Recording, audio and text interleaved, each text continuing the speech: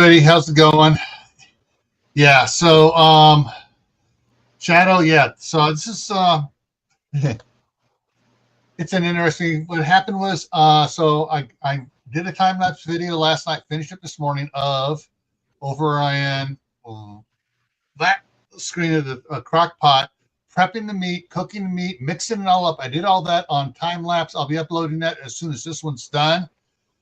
But right now, I'm just going to be going back in there in a minute. I've got the first 5 jars all loaded out of the crock pot over there. And then I will put, I got them already in the pressure canner there. And it's heating up. The water's staying hot and everything. So as soon as I get in there, I will finish up and lock it on, start the pressurization, getting the where steam's coming out, and I'll talk about that in there. And while that's doing that, then I'm going to put the rest of the mix that's in the crock pot still into the jars, and you'll see me doing that part there live. All right, so I'm going to go ahead and switch things around here and get in there and get doing that there. So let's see here.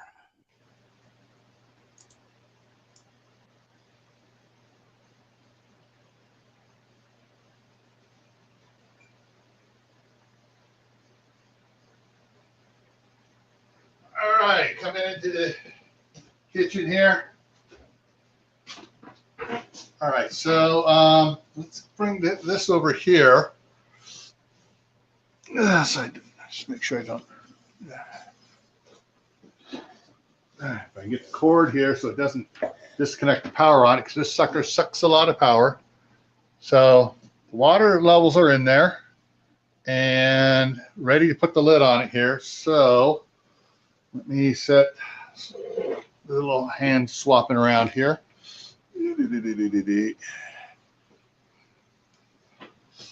So, trying to think which way I want to put the lid on.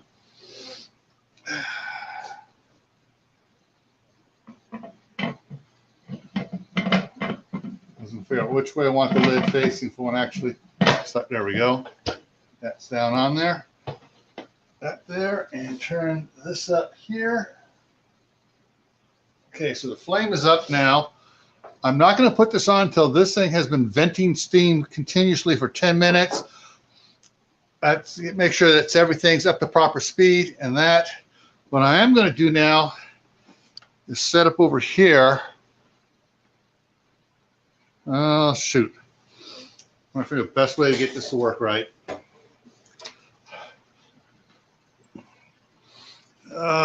Let me switch this around the other side here. So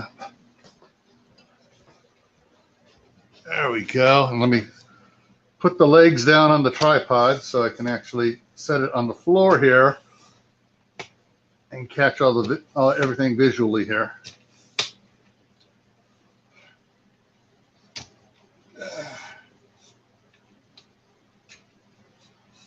Yeah, this time I didn't bring my laptop in here because it had problems the last time I did it. So I'm just going to do it off the Kindle Fire here.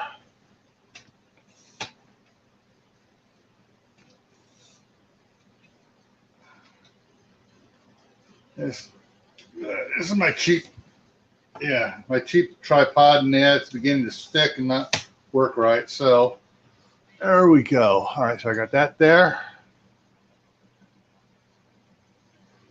Move it over here a little bit better towards closer to the side here. There we go. All right, now go ahead and fill the jars there. So you can bring some jars over.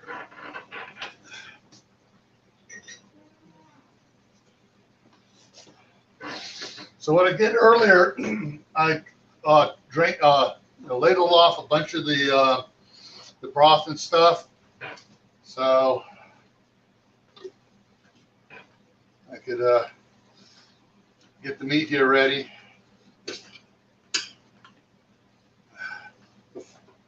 4 of the ones I did, or 3 of the ones I did before, didn't need to have any broth added to them because I still had enough broth down in here, but I'm going to have to add broth to this as I do it. So the funnel here keeps the meat and stuff getting on the edge here. So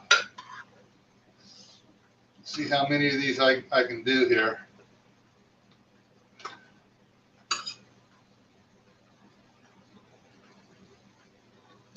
All right, this is my little special I use to push stuff down and get the air bubbles out.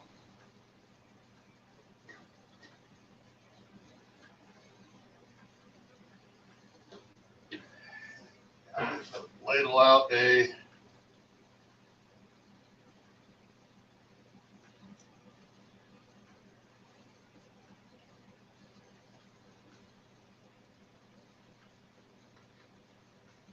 okay. I'll put some more meat in.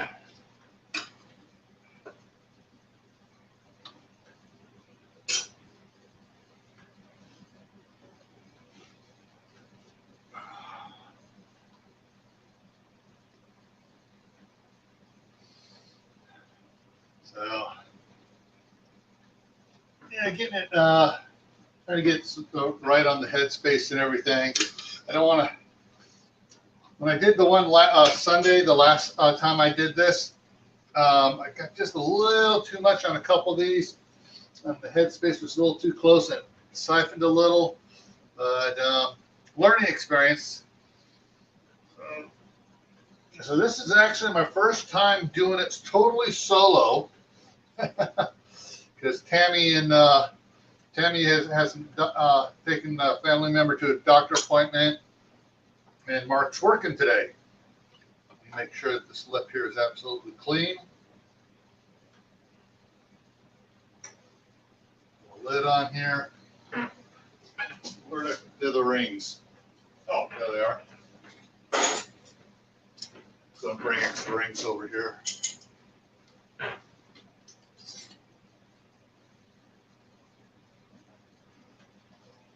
Okay, what I need to do, set a towel over here. Oh, I'm putting it on the towel on the counter over here by the other stuff here. And put this one over there.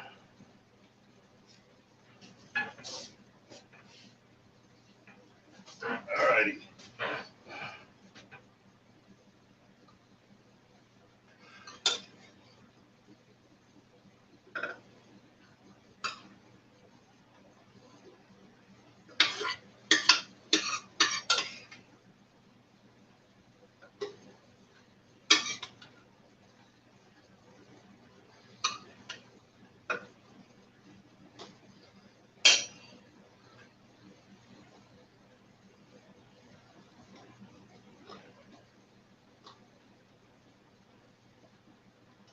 It's going to want to slide.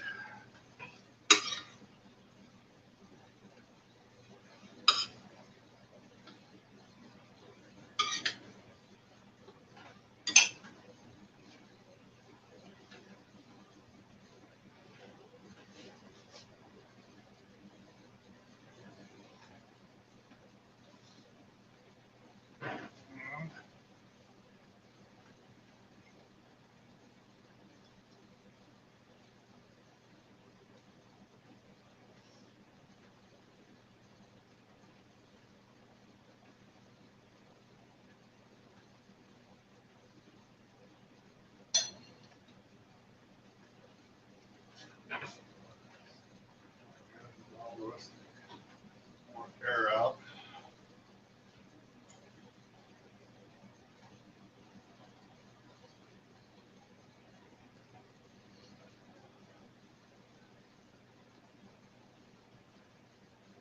A little more meat in there.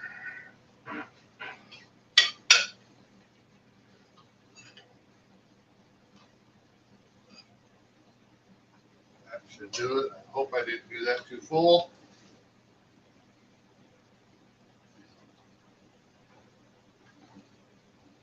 Okay. Looks like that's That's right where it belongs.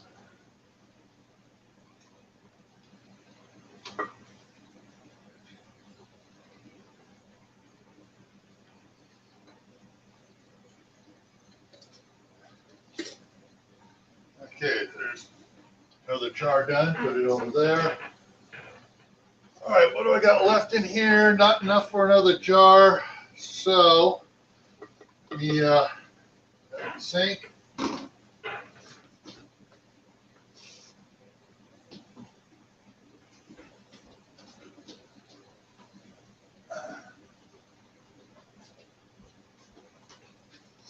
Gonna get one of my borosilicate glass containers here, and I'm just gonna stick this into the fridge because the grandkids will eat it up for sure if I don't have it for lunch.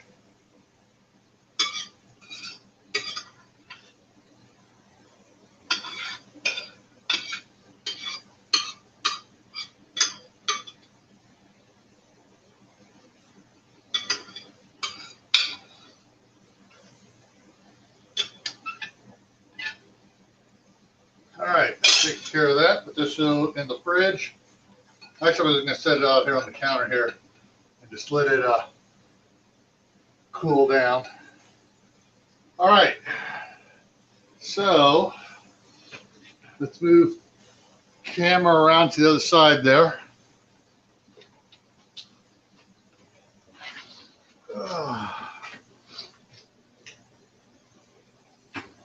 See what we got here.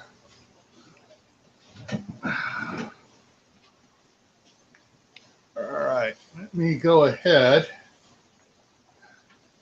Try to get this as close as possible, aimed right.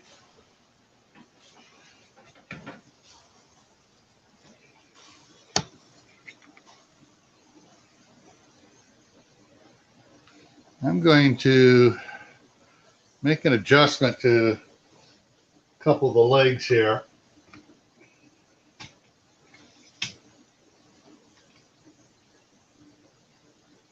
Ah, come on, there we go.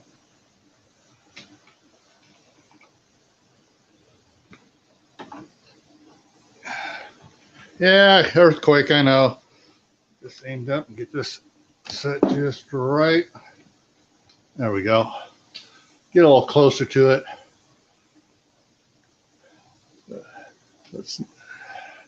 All right, so that's going there.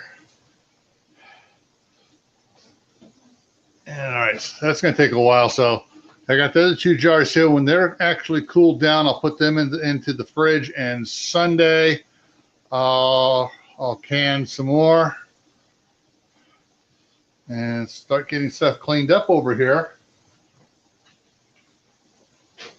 All right, so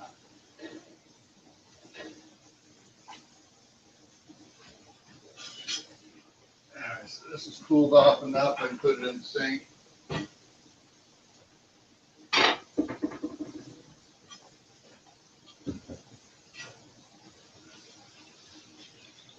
Hot water coming from the hot water heater.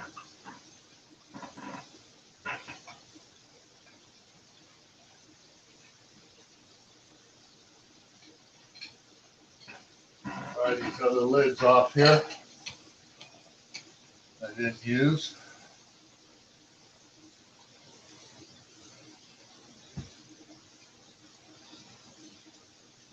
So back a little bit out of the way. I do have more lids in the dishwasher here. I mean, lids, jars.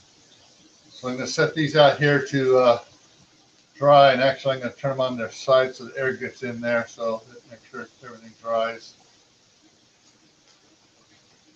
And I'll put lids on these loose and just put them all over in the back of the box to store them.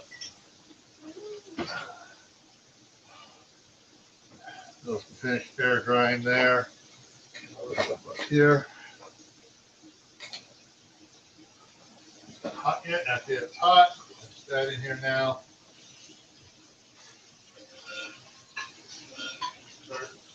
there. That's doing that. I'm going to clean the lid here because the lid got froth and grease splattered on it. So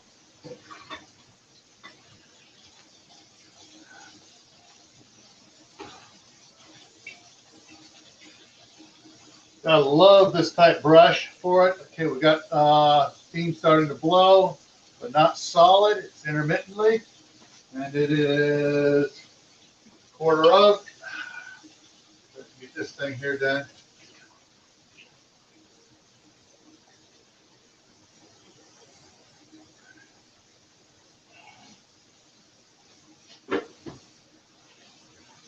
Trying to get the best view.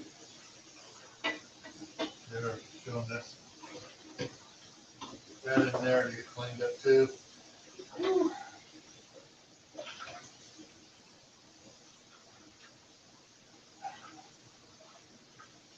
That water is hot coming out of this tap here.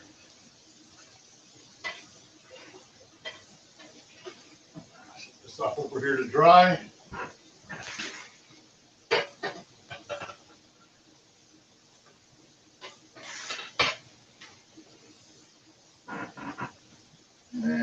It's another couple minutes and that should do it. It's doing pretty good there.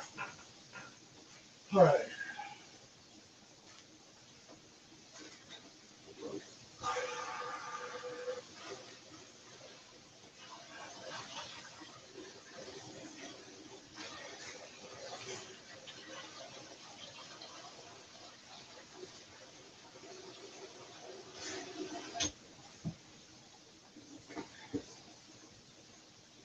Rubbing this.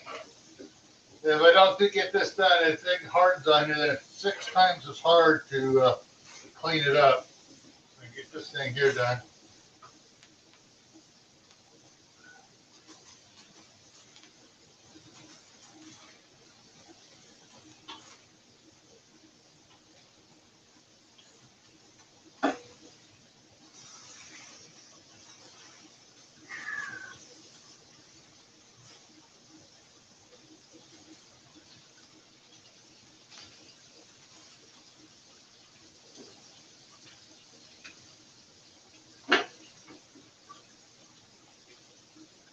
There we go. That's a little more squeaky clean.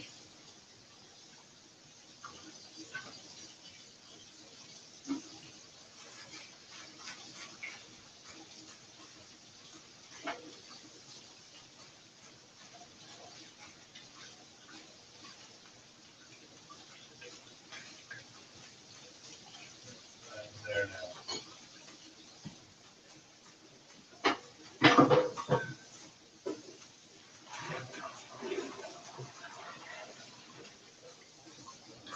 Big chunks out of here.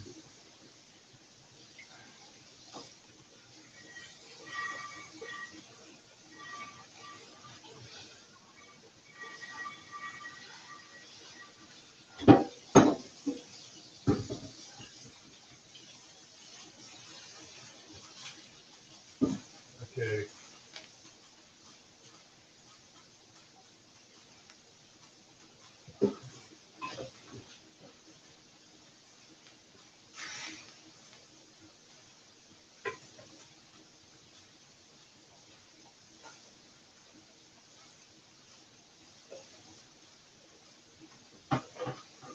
Unfortunately, I cannot see chat, so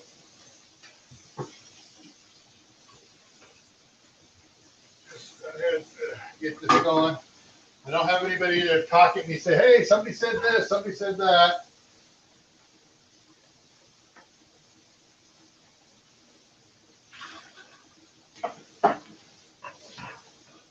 Okay, yes, the steam is going full tilt here. So we will put the lid on. There we go. And it should take a couple minutes for it to come up to speed when you come around. See if it's moving at all. Yeah, it's already coming up. So there was some steam built up inside. So while that's coming up, I'm going to finish washing this up. And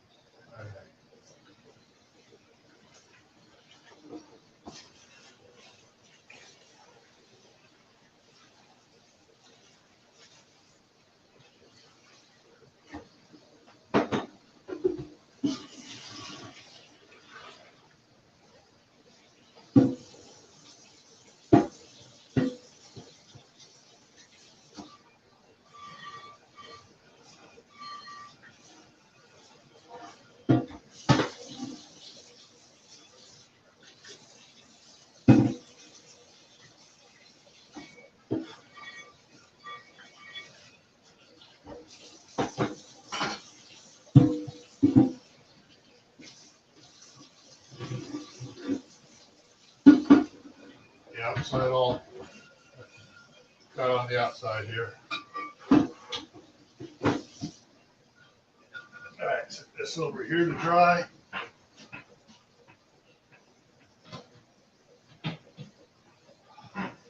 This towel, dry it there. What's the pressure looking like here yet? Okay, up to 7 or 8. I think, I'm not sure. It's got a ways to go.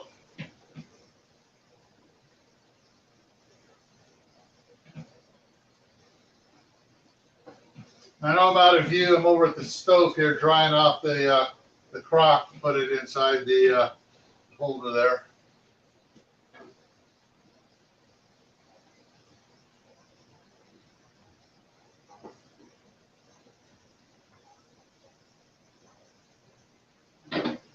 Yeah.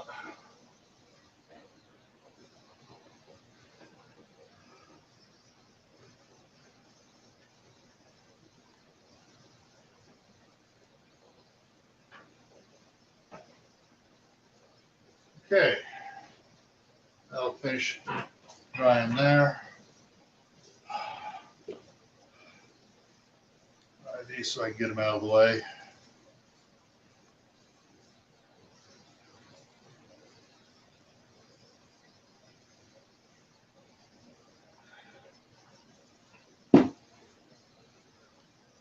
Let's take a look, see what the pressure's doing now. Okay, yeah, all right, we are at 5 pounds. Yeah, we're at 5 pounds now. So the minimum pressure for my altitude is 12 and a half pounds, depending which chart you look at. But this thing likes to, where I don't have to keep making micro adjustments. If it hits up to, it goes up to 15, it's not a problem. Higher pressure is okay. Lower pressure is not.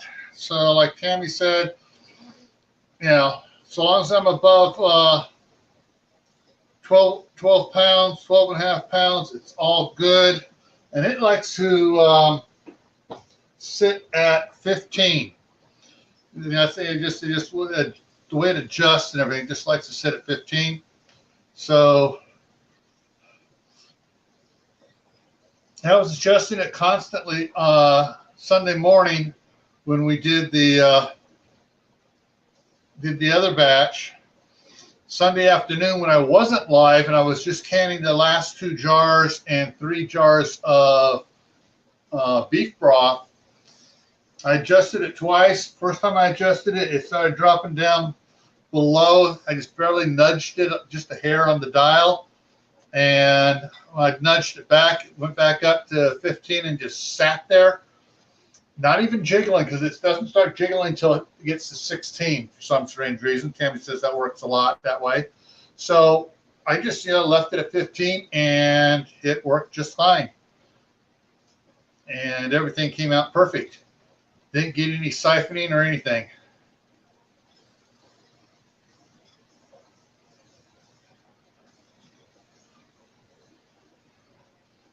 That jar there.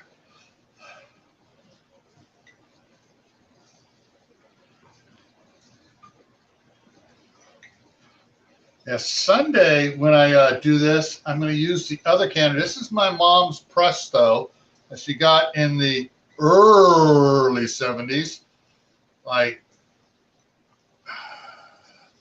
fall of 71, I think, or spring of 72, right after the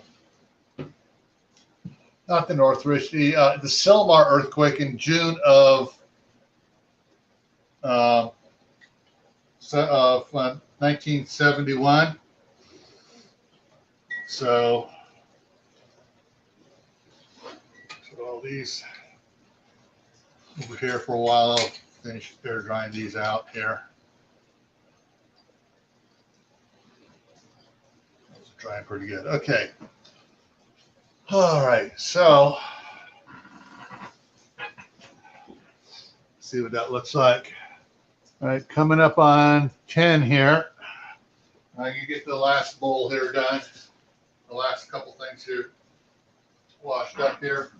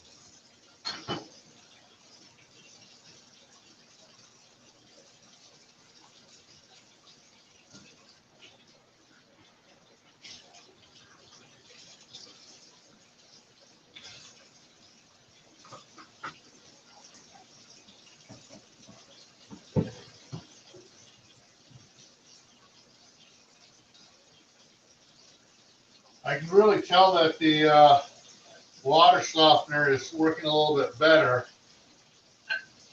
because the soap doesn't seem to want to come off quite so easily. I gotta rinse things with a little bit extra, get the soap off.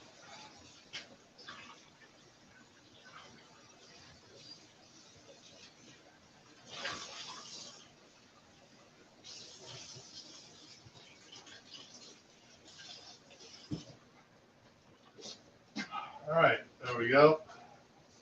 Let's see this over here.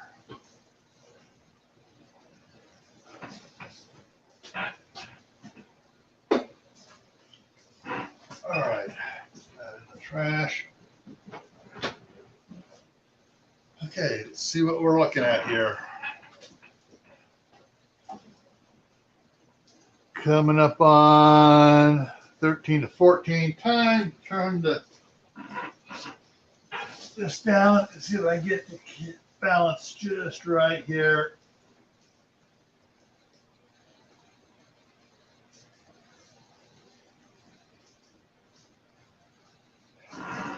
And so it's 90 minutes for the beef. Once that temperature stabilizes,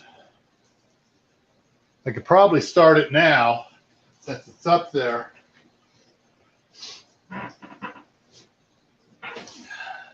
But I'm just looking here, flame looks good, proper thing. That's the thing about having the gauge on the other side towards you guys so you guys can watch it is, okay, we're at 13 and a half, 13 and a quarter. We'll see how that does.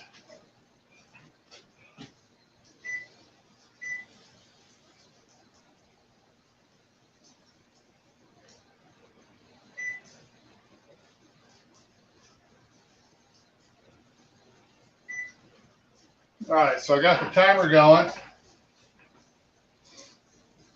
And so we got 90 minutes.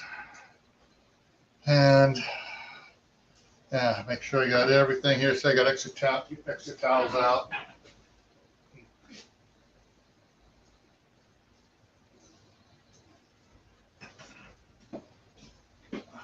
Let it dry. Okay.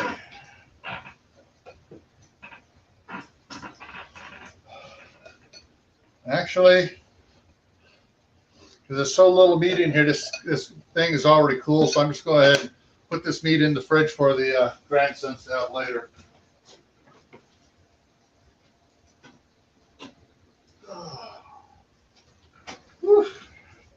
All right. Going pretty good. And go around and see what that's doing there.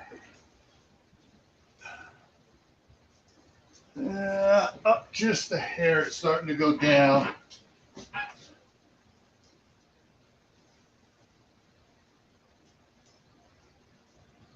There we go, just the hair.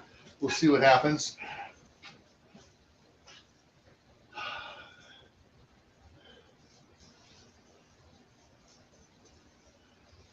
Okay.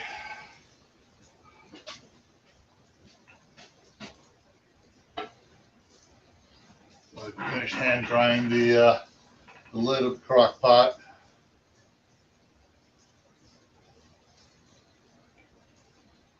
Put it on it so the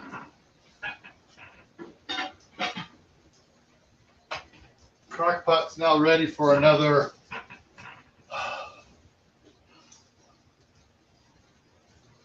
thing. Going to be interesting to see is as these jars on the counter here cool down a bit, whether or not they're going to ping, because it is going to have a little bit of a seal on it as the hot liquid and the stuff all cools down on it. But that's not sealed, it's not canned. It's just, you know, well, it is kind of sealed, but it's not canned. It's got to go for the time at the pressure. And where are we at there? Right on. Still on 13, a little hair under.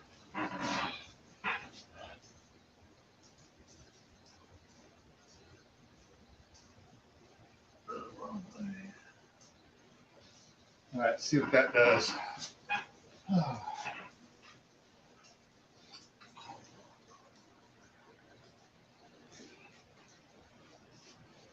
right.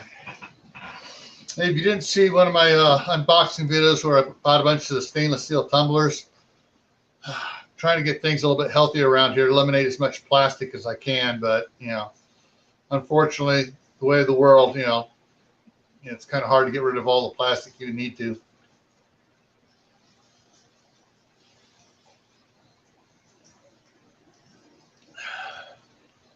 Now I can hear the water boiling good inside the pressure canner.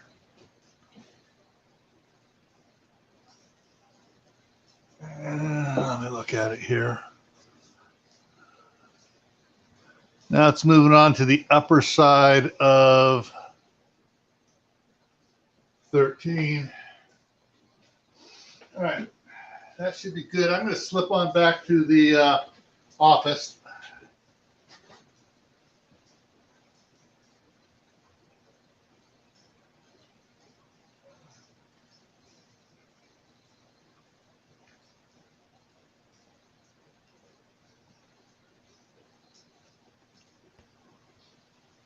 All right, so yeah, I can see it I can see it fairly well here. Oh, what's the chat going? So let's look at the chat. Let's see. G Mama Grows is in the house. Mother's Garden Club is here. Took by V is here.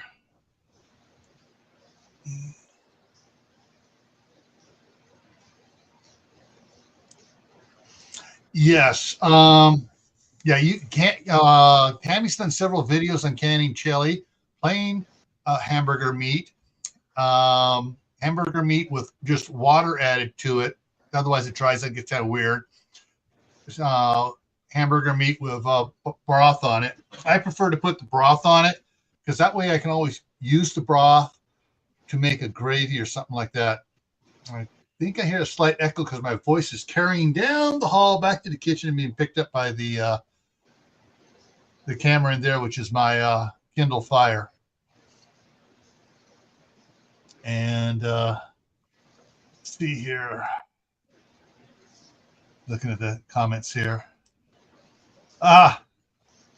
Tooth by V is listening and exercising. Yeah.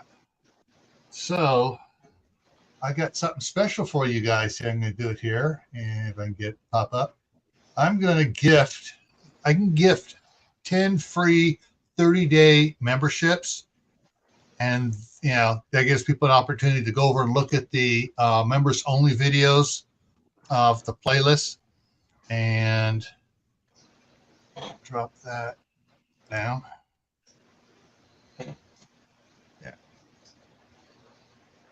So let me go ahead. Come on, where is it? Gift memberships and gift 5 right now. I did 5 last night, and so I got the other 5 going out today. And so, all right. So Stuart got one of them. Matt Pinkerton got one. Vase Place, one of my moderators, got one. Angie Bujinda got one, and Lori Karp got one. So if you want to check, if you want to be able to get the free memberships when they get gifted, either by me or I know Lewis likes to gift free memberships every now and then. He'll come in and buy 5 of them for you for a month, or 5. Yeah, I guess when he buys 5, they're I'm not sure if it's for a month or not. Let me take a look at this, see what it says.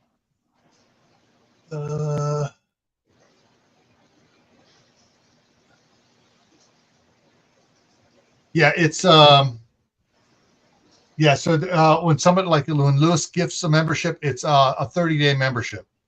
But he pays for the 1 month on it. So, yeah,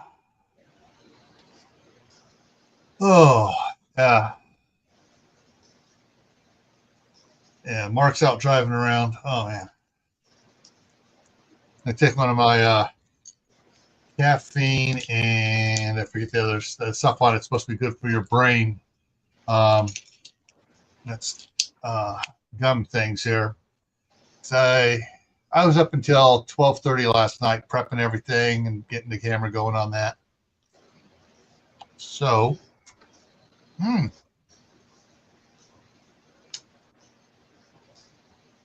me run back out there, grab the other camera. I want to download and prep the other video back here. So as soon as the live is over, I can go ahead and edit the pieces together and then get it posted. As I mixed everything up last night. But give me a minute, I'll be right back.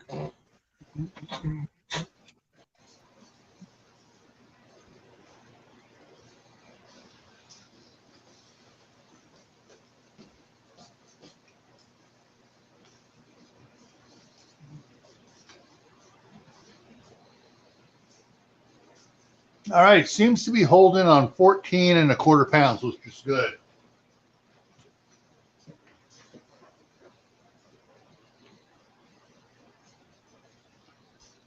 I got the timer going out there. So this is my camera. It's a Motorola Moto G. No SIM card in it, and it gives me better pictures than what I was getting with the regular video cameras I had. Plus, this has a time-lapse feature in it where I can go from regular time up to 32 times, which means it takes a picture. It takes, it does a frame every 32 seconds. So I'll load that in there. Transfer files. So I'm doing this on the other computer over here.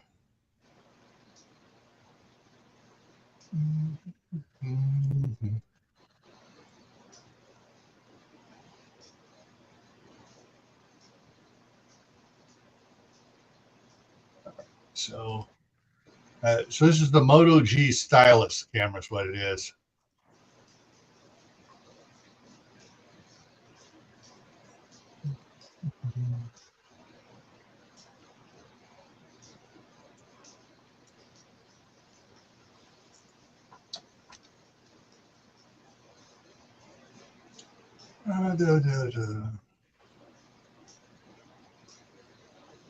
Internal storage, DCMI, camera. So last night's recording was broken up into 5 segments, and so I'll have to edit those together here today.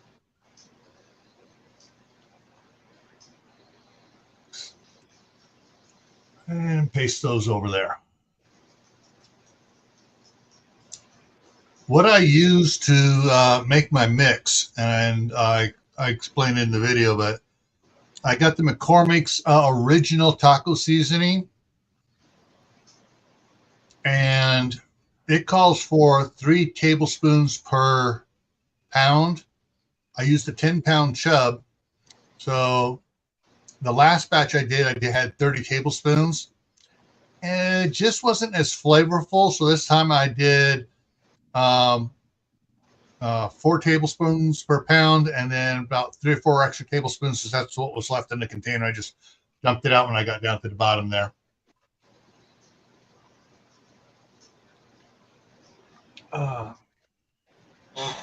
The more I got, I thought I had 4 more chubs in the chest freezer out there, but when I pulled this one in yesterday, it was just the one was sitting up. It just wouldn't fit down to the bottom all the way, and so I actually got 2 more in there now instead of 3. And so over the next couple of weeks, I will get those out and get those processed up. The thing is, we're doing it with taco meat seasoning. We used it for a lot of different things with taco meat seasoning flavoring in the hamburger. You use it in tacos and burritos and quesadillas. You can use it with to make several different hamburger helpers. Just add some more flavorings to it. I can also make my Southwest survival mix with it, which I've done videos on.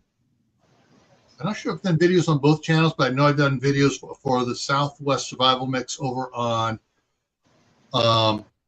Camp Patton Family Compound. And that's basically, this the taco seasoning added to it, a little more garlic, a little more onion, one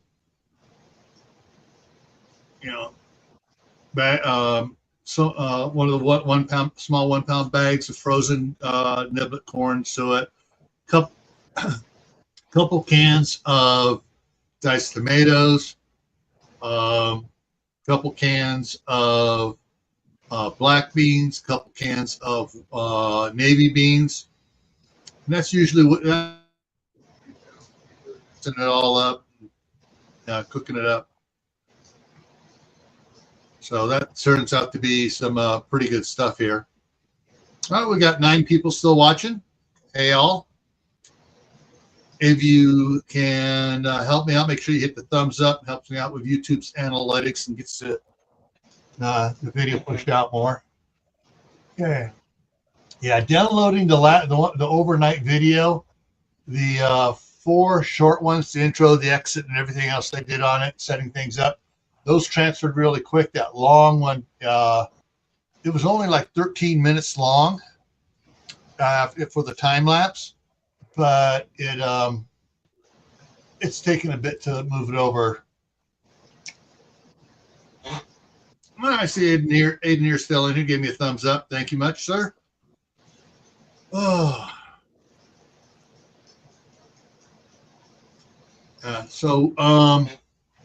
Upcoming stuff where we're just sitting here.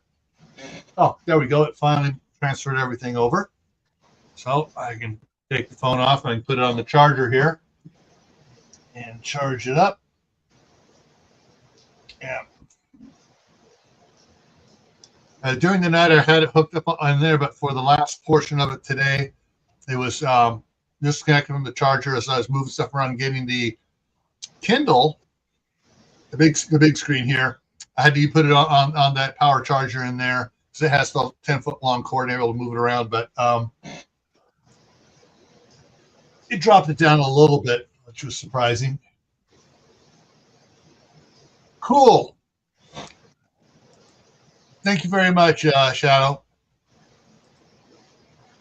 Can chilling. All right, so this is my 4th time canning. The first one I did, you could call that a chili, but the first one I did that Tammy helped me out on back in November of 23 was She calls it cowboy beans. Ground beef. I had how many? I'm trying to think how much I had. I can't remember how many pounds I had. Basically, I had. Hang on, let me grab something over here.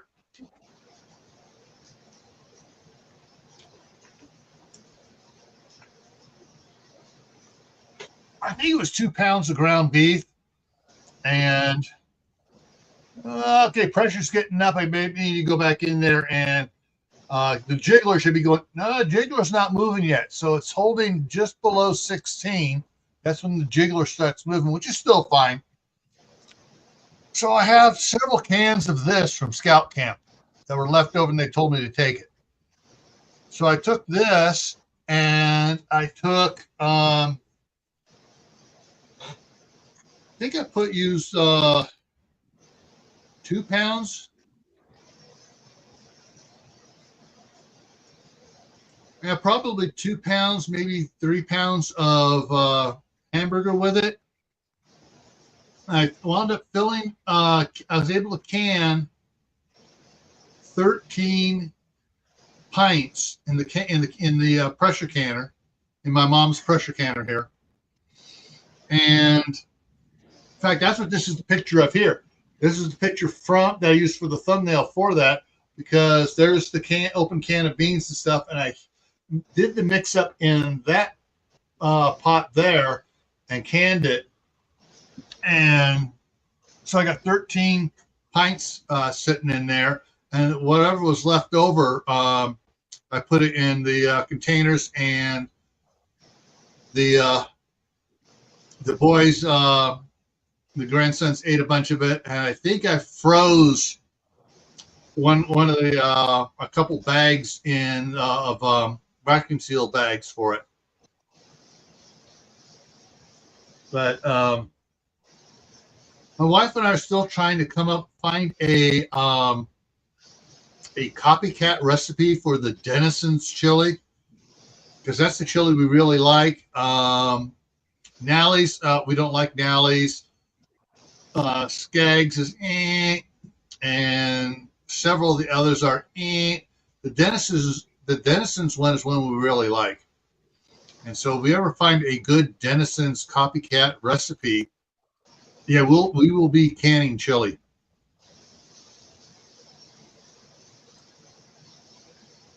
One of the things I want to try here next month is I can get at Sam's Club froze. I get the pot roast, the bottom round roast, and the chuck roast and stuff. If I go in there Wednesday morning when Sam's opens at 8 o'clock, and I'm one of the first ones in there, I get over to the meat department. They'll have several of those that are 25% off. They still got 3 days before their best use by date. And so I put those I cut them up a little bit, not much, just cut them up a little bit, put them into the crock pot. Of course, now that I got that new big red crock pot, I can just put 2 of those in there whole and not even have to cut them up at all, and just let it cook on low overnight. And when I take it out, I got to be careful because it just likes to fall apart. But what I can do is I can do that and let it cool down, and then refrigerate it, and then set up to cold pack some pints and get those going and can pot roast that way. Of course, it won't have the potatoes in it. It won't have the other stuff in it, but it'll be all seasoned meat already. And that's one of the things that, my wife really is not a fan of stews, especially Dinty Moore, because she had too much of it as a kid. You know how sometimes your parents can fix something and you just, I don't want to touch that again. Well, that's what happened to her. So that's going to be one of the things I'm going to try to do. Planning to do is can some of that stuff there. Now I did my Southwest Survival Mix. Hey, little lone prepper, how's it going? I have oh, there goes the jiggler. I need to go check on, the pressure's holding perfectly good there. So the jiggler is moving. I'll just let it go. I may go in there in a minute, just touch the temperature down just a hair. Get it back down right on 15. That way the jiggler is not jiggling. I'm not losing any steam, but I did the Southwest Survival Mix. And I actually did a video of me after I did it with putting in the seal meal bags, and I got probably 10 or 12 of those bags in the freezer. But the problem is the power goes out and I lose the freezer. So what I really need to do is to can the Southwest Survival Mix up and actually can it in pints and quarts. And that's something else I need to look at right now before I head in there and adjust that temperature, because it's holding right at 16 there.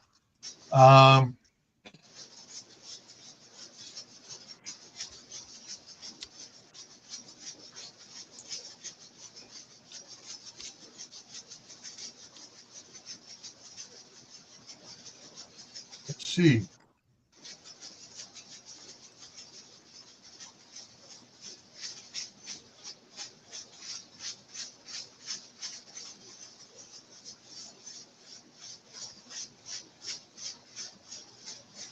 Trying to see here. There's half pint,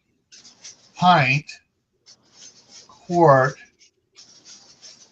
Trying to see if Kerr or Ball makes pint and a half jars.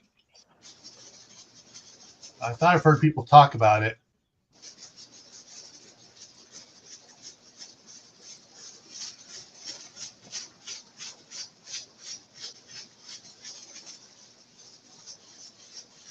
$16.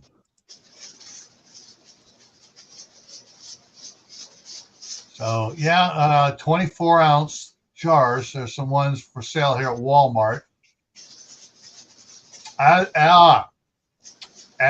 Azure Standard has pint and a half jars with lids and rings. A 12 pint. Well, hang on here. Let me open this up and I'll share it to you. Oh, in the good old-fashioned boxes, yes.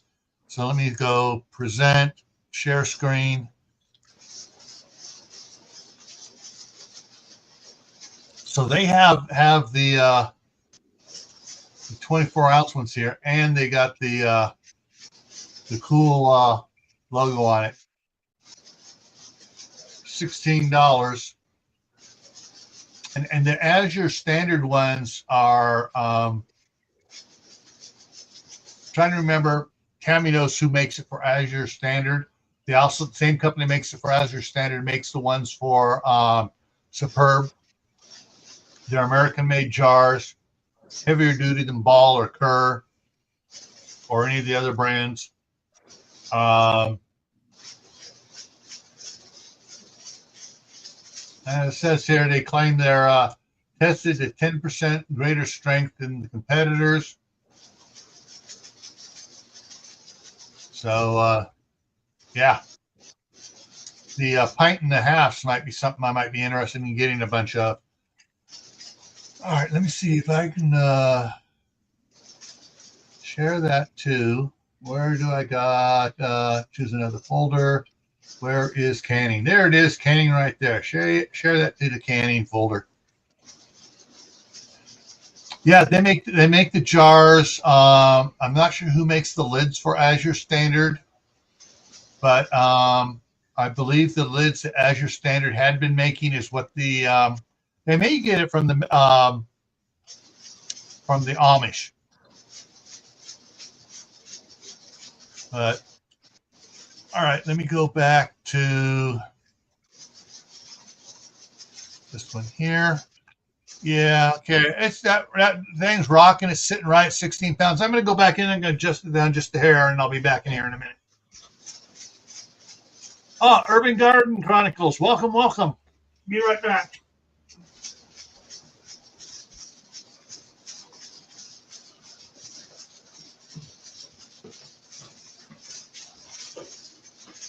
Okay, it's not really rocking that bad. It's just barely rocking. So let me take it down just a hair.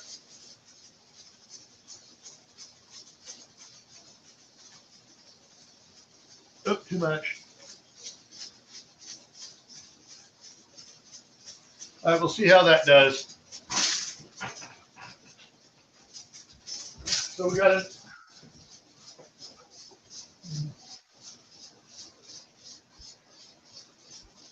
Got an hour and 7 minutes to go. Hey, Uncle Al. How's it going? Die Bullfrog 79. If you're not subscribed to anybody in here, subscribe to everybody in here. Uncle Al puts out a bunch of shorts all the time, and just some regular length videos, but some a bunch of shorts on meals and stuff, and everyday carry stuff, and really cool stuff.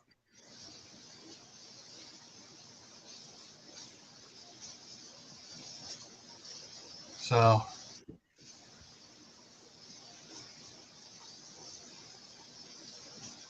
yeah.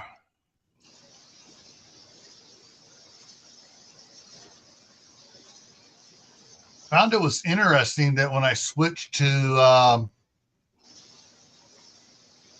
let's see, that one still that one keeps it on the spy cam and brings up the shared one. If I go if I put us both over there, okay, that puts us both at the bottom. Playing around with the different things here. They added this one here a while back, this view here a while back. It used to be just this one, but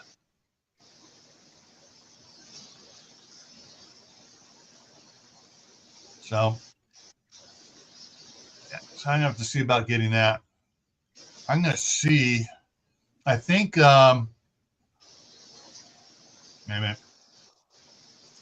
that one. There we go. I think that Superb only has quarts and pints right now. Let me see what I can look up here.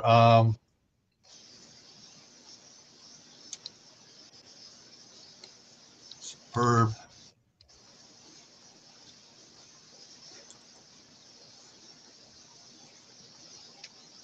They got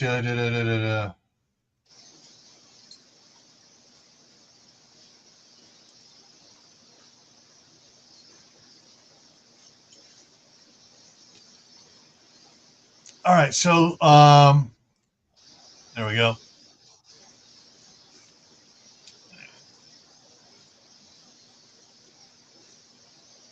So they have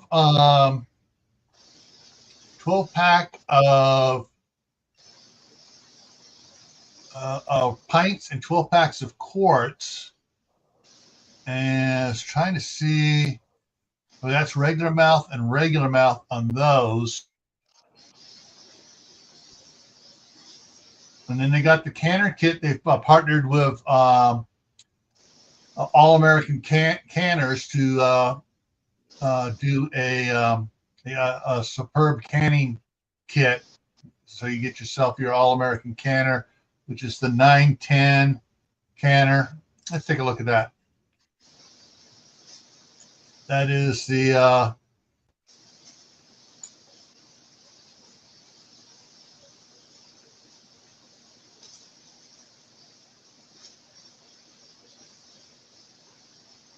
that's the 10 quart.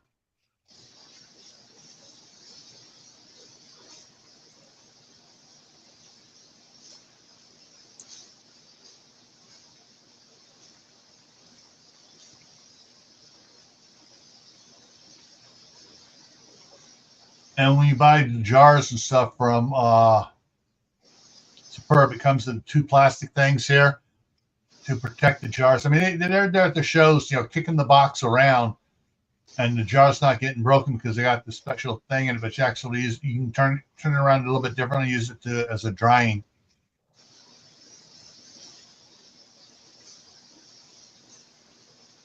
So, anyways, I'll have Tammy talk to them and see about if they and you can also buy the storage lids for, you know, separately, trays, regular size lids.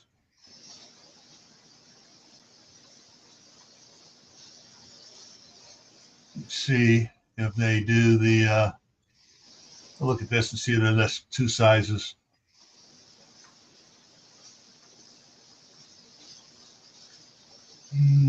Nope, just regular size lids currently.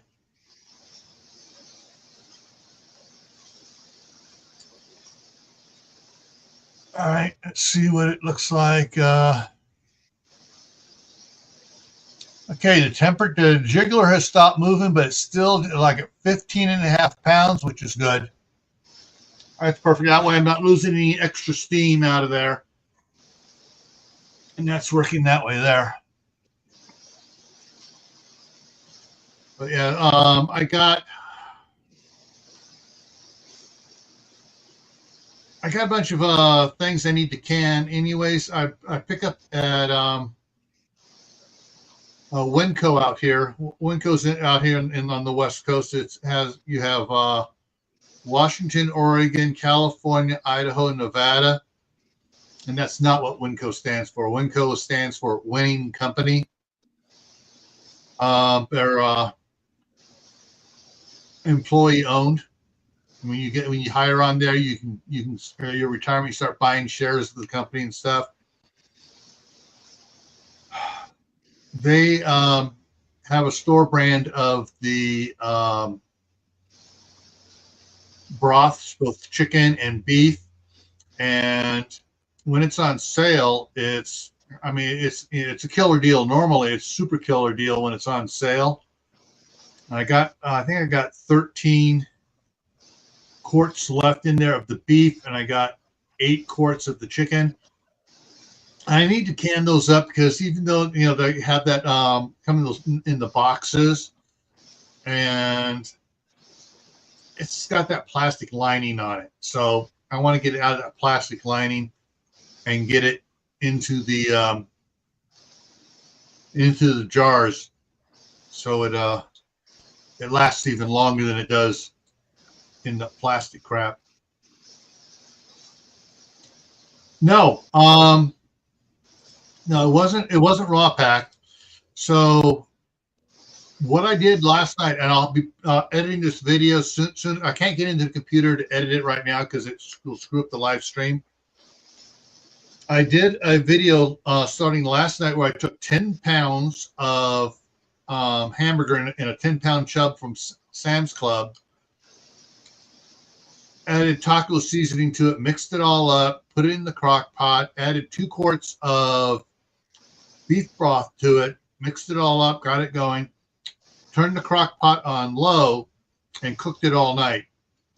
And then this morning, I went in there, moved most of the meat over to the side, ladled off a bunch of the broth so I could actually handle it and can it. And I filled 7 quarts of the cooked taco meat. 5 are in the pressure canner, and when the other ones are cool enough, I'll put them froze. When the other 2 that are sitting out under a towel are cooled off enough, I'll put them into the fridge. I mean, it was when I turned off the crock pot, started doing the stuff, it was still bubbling in the crock pot, and I'd heated the water up so it was just starting to boil in the pressure canner. And so I filled them up, put it in the pressure canner, and then started the live going. And I finished up when I started the live. I finished up filling up the other 2 quarts and washed everything up while it was coming up the pressure. So And that's the thing is, yeah, well, it's coming. You don't have to sit there and just watch as the gauge slowly comes to pressure. You can do everything, get everything else cleaned up, or get ready for the next batch. Probably what I'm going to do Saturday morning. I'm probably going to do some pints, do 12 pints of saline solution, just to test out the All-American that my wife was gifted by a friend of ours whose wife passed away. And so we'll test out that All-American, making sure it's still, everything works on it, still fine. It's got the petcock valve relief. It doesn't have a jiggler on it, but I can order from All-American. I can order the replacement stem and a jiggler for it, which I probably will do because, I mean, that's what Tammy's done a couple first and Mark have done. And get it to that way, because it'll jiggle without blowing steam off. And so I just wanted to, the petcock valve, that gets too hot, just blows steam off. I like to have it, the jiggler. So like here, I was watching the jiggler going earlier there, and it was when it was getting up to 16 pounds. Yeah, I got a cabinet in the kitchen, a deep one, and I'm putting the canned stuff back in there. That's on the most interior wall, and that wall doesn't change temperature hardly at all. And so I'll put them in the back there. I hardly ever open that cabinet door open at all. And so it'll be light protected and everything else in there. I'm going to get it's a deep cabinet, and I'll probably go in there a little bit and show you the cabinet. But it's an extra deep cabinet. I'm going to put some shelves in it so I can stack more canned food up in there and use that for storing the canned food until I get something else set up, depending on what things going. Once Chris retires and comes up here, we will see what we want to do as far as moving things around. She kind of just said, all right, you can do whatever you want, but when I come up there, we got to change things. And so I keep on asking, well, and every time she visits, anything here you want me to change ahead of time? She goes, we'll worry about it. Sometimes she'll tell me change this, but most of this, oh, we'll worry about it when I come up here. But the things are going there. So, yeah, so I have in one cabinet, I got 7 quarts of the taco meat already canned and 3 quarts of beef broth. Up there, I'll go in there and I'll move the camera around since it's sitting pretty good there, and I'll show you what that cabinet looks like.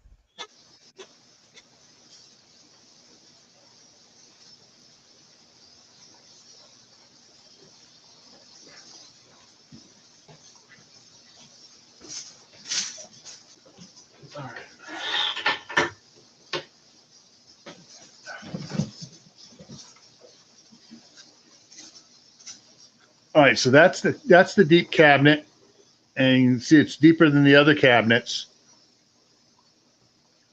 And let's see if I can do this without screwing up all the cables and stuff. Yeah, so stupid. So I got 7 of the jars there, and then 3 of the jars there. And so that's the there we go. And so that's the cabinet there. I got another cabinet that's only 1 wide in the mudroom. And those are the 2 deep cabinets that came with the house. But these cabinets are shallow. We really don't like them. And my wife wants to gut the kitchen and put in deeper cabinets. And also, so like this has, let's see, show the roof there. See, the roof is angled up. But we got all this dead space up there, and yeah, I stick up, you know, the Sam's Club thing of paper towels up there, and I had canning jars up there. In fact, the canning jars that were above this cabinet here for what I'm using today, those are regular mouth up there. That box is full of Tatler lids, and we want to change everything up and really improve the usability of this space here. And we hate with a passion that divided sink. So when she comes up here, she's actually going to pick out a single bowl sink with a flat bottom, because that bottom and both those sinks are not flat; they're severely tapered, and you can't set anything in there about it falling over, unless it's totally covering the drain, so it seals off the drain. That sucks. So we're sitting right at 15 3/4. And like Tammy and Mark said, there's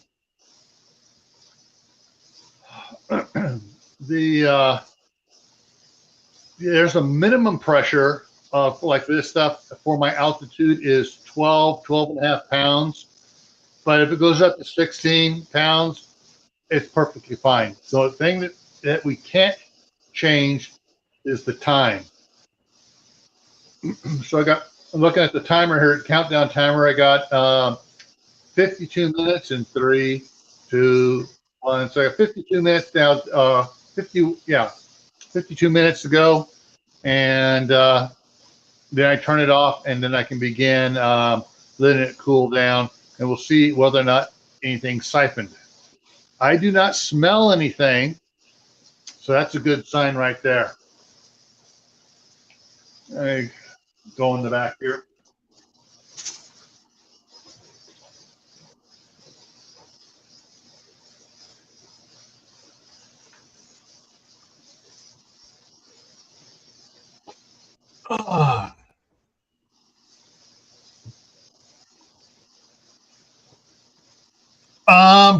Maybe. My oldest son, Alex, who is, I got to do the math here, 29, 28. Shoot, let's see. 28. He'll be 28 this year. Because Matthew, the youngest one, will be 26 in September. Alex will be 28.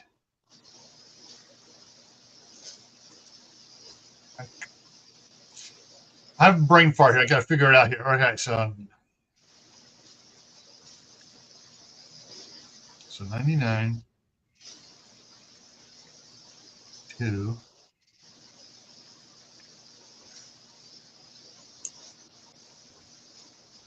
No, he'll be 29. That's right, because Matthew was born in 99, Alex was born in 96, Megan was born in 92. There we go. And Alex, he's got he's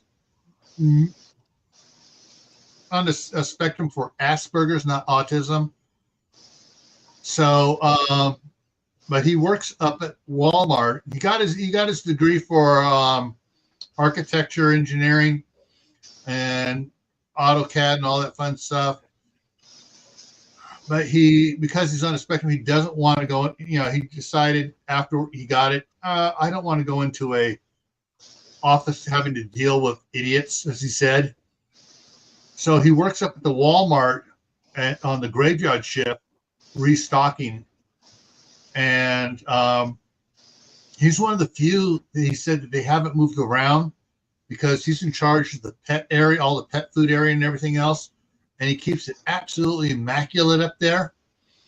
And so since it's walking, when Chris is up here, he walks to work and walks home. So he may stay down there as long as we don't sell the house. Matthew likes the Bay Area and stuff too much. He hasn't come to the realization of how communistic everything is becoming more than what is. At first, he was thinking about when we bought the property across the street. He was thinking about you know, building a house over there, but he's thinking now about moving up in the Sacramento area, and possibly if we sell that house, because he has a girlfriend up by Angels Camp there in California. They're texting and FaceTiming or whatever it is they're doing on Skyping on and stuff during the week, and on the weekends he's up there most of the time. But he bought himself a four-wheel drive stick shift Jeep, and then realized, crap, I don't know how to drive a stick, and so my wife had to bring it home for him.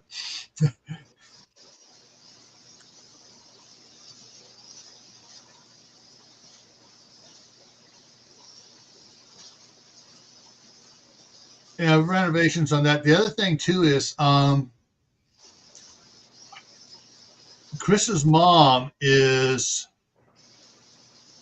getting up there. She's in her 80s now, and one of the things we're looking into is studying. I can't remember exactly what it's called, but it's like an elderly assistant unit where you can get like a grand unit put on the property, and it's covered by the ADA, where they can't say no, you can't do it. It's a rental. They rent them. They bring them in, set it up, hooks up to the sewer and the water, and everything else. It's a 1-bedroom, 1-bath, kitchen, living room, type thing for her. So like her mom would be here on the property in that, but not in the house with us. And that way we do that. But as soon as she does that, then her place, which when they bought it, they paid $700,000 for it. Oh, back before Chris and I got married, a couple of years before that, and it's an old Victorian house there in Fremont. And the neighbors 10 years ago sold theirs for $2.5 million. So big lots. I think it's like acre and a half. So yeah, so when she does that, then she'll sell that and move that into a retirement account where there's no capital gains on it, because everything goes straight into that, and it pays it out as a annuity for her retirement since she's 80. But it'll also be set up through a living trust. So when she passes, there's no probate, none of that stuff. It stays with the quote trust. And then and Chris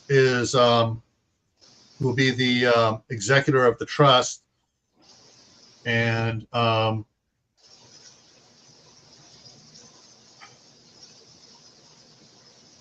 so she only has 2 brothers, and one's up here in Idaho in Twin Falls, the other one's up in Sacramento, California, and it'll just be they will get a stipend out of it to go into a Roth IRA for them in a trust for them. That way there's no taxes on it.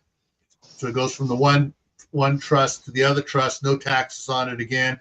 And when they pull it out, when they retire, they have tax-free money. Yeah, we've been learning a lot about trusts and S-corps and LLCs and all the different types of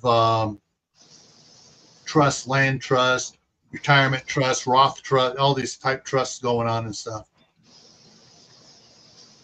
And we're holding at 15.5 pounds pressure. Woohoo!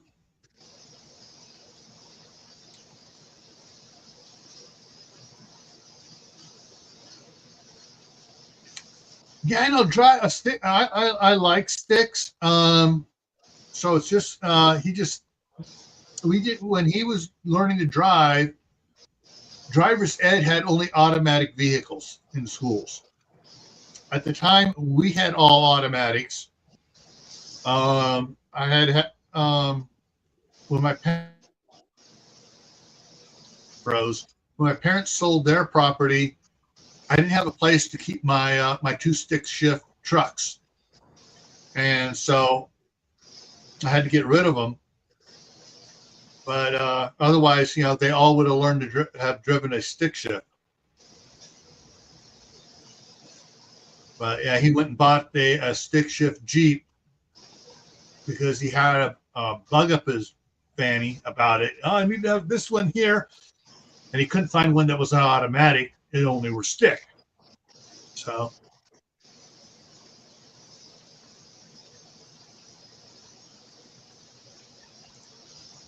that I have a I'm scheduling some stuff on that. Hang on here. All right.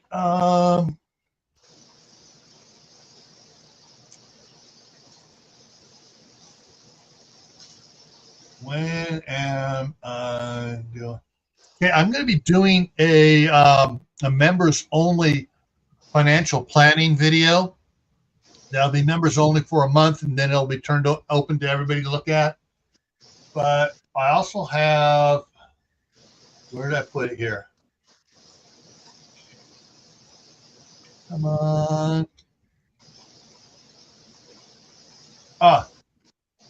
I've broken it up into several. So I have one coming up on in April 18th on Friday night on the homestead on Camp Patton, protecting your homestead assets, which is going to be setting up, you know, talk about trusts and land, especially land trusts and LLCs to oversee trusts, and then another. It's you set up in a pyramid thing, so the land is totally isolated. Nobody knows who owns it, other than the county, which collects taxes on it. But they only know that it's a trust that owns it.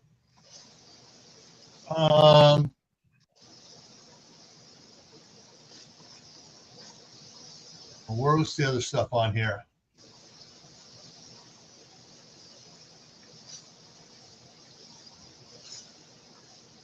Where did I put it? On Tactical Tuesday on June 3rd, we're going to talk about creating a working budget. I thought I had another one talking about probably just scanning over and missing it.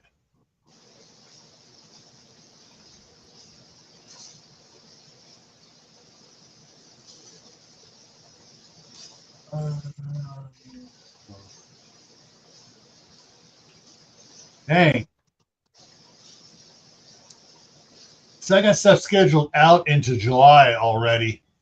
So I'm just trying to make sure I'm not missing it. With 4 live streams a week, no, 5 live streams a week. So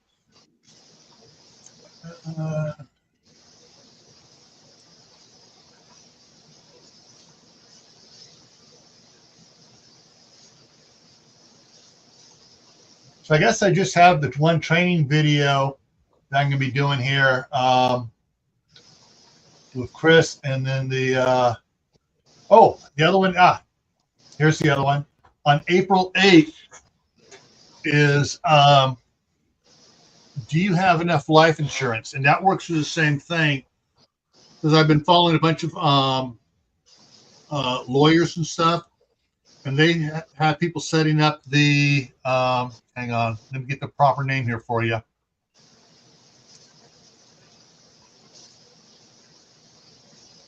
Permanent life insurance policy type IUL, Index Universal Life Insurance Policy, which is you set it up, say you set up for $200,000. Well, once it's set up, you can borrow the money out tax-free, use it, and pay it back interest-free, or you can pay it back with interest to make it grow. So you're paying yourself interest, it's one of those. That's one of the things we're going to be talking about. Is that there? And then we're going to also be talking about the LLCs and stuff. The 3 states that are best for LLCs. U.S. Tax Code Section 121. All this stuff we're going to be setting up. The legalese that need to be in trust that a lot of people don't put in trust. And there's the no taxation on loans and stuff, the Roth IRAs, all this type of stuff we're going to be talking about over the time with these different live streams to get it all together. And then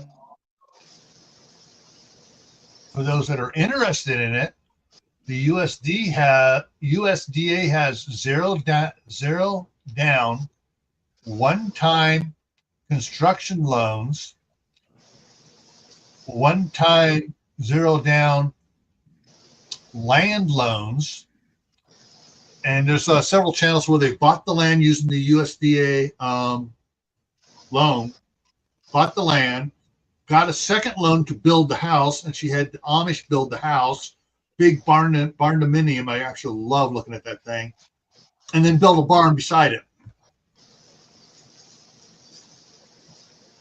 And then some of the other stuff we're really talking about financial-wise is like there's the family opportunity mortgage tied in with, basically you get paid to take care of an elderly parent. That's why Chris's mom will move in with us, and we will collect the fee that the state or the Social Security or whatever would have to pay to put her into a facility.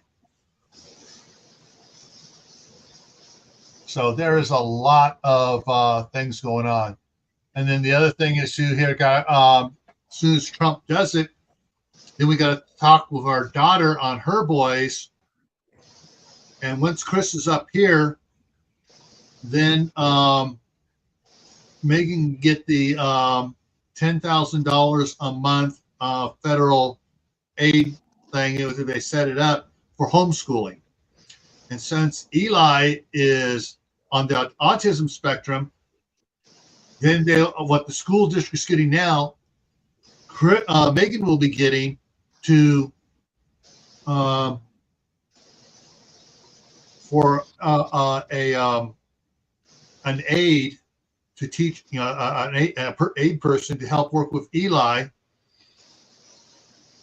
And then since he's being homeschooled, Chris and I can get on as relief. Basically, it's break relief for Megan, so she has a break from from dealing with him all the time, and then we get paid up to $3,200 a month for providing so many hours per week of break for Eli being away from her.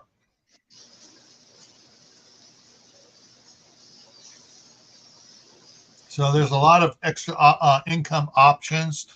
And right now I got to get the first aid training so I can start the break thing for Eli now, because he likes coming over here. If he's coming over for a couple hours a day, I might as well be getting paid for it. So I got to talk to Megan about that again.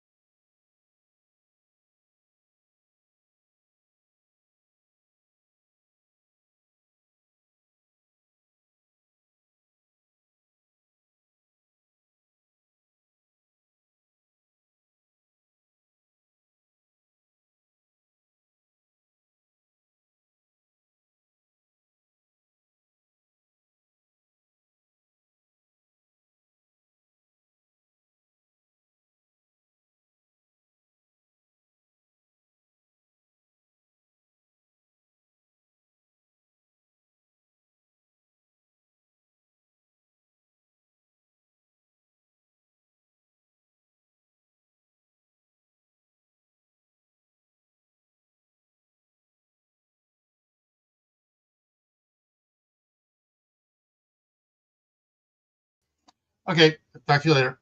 Bye.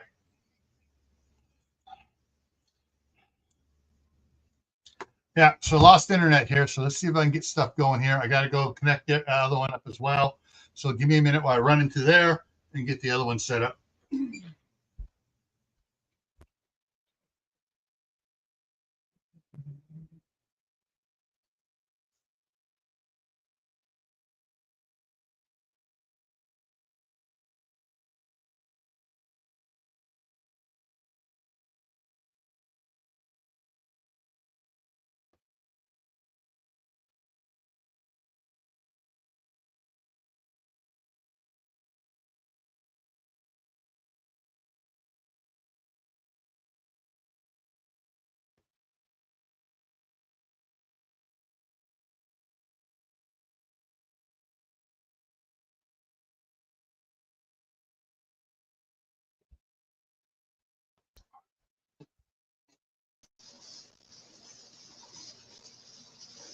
Come on.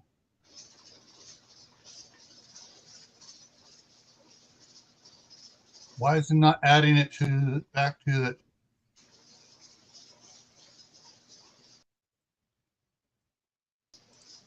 Oh, that's why I put it on that way. So I need to switch these around. There we go. All right, I'm back. Nah, I went right. We lost internet. My daughter lost internet too, so not sure what happened. You know, so somebody's probably monkeying around over by the water tower in Firth with it.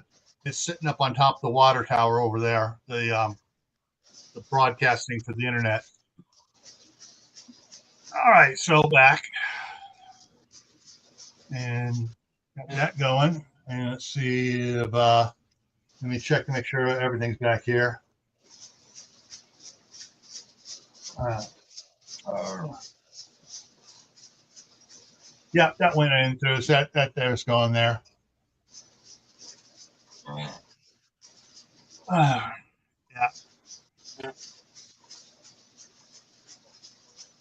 Interesting. The conversations after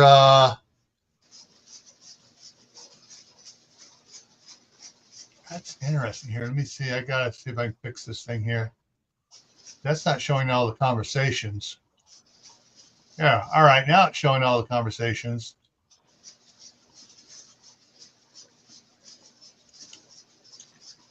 Yeah. So yeah, the stream, because I didn't log out of StreamYard, it stayed connected, which is one of the things I like about StreamYard. It does stay connected. And Jiggler there starting to bounce a little bit. Let me go touch down just a hair, down a little bit.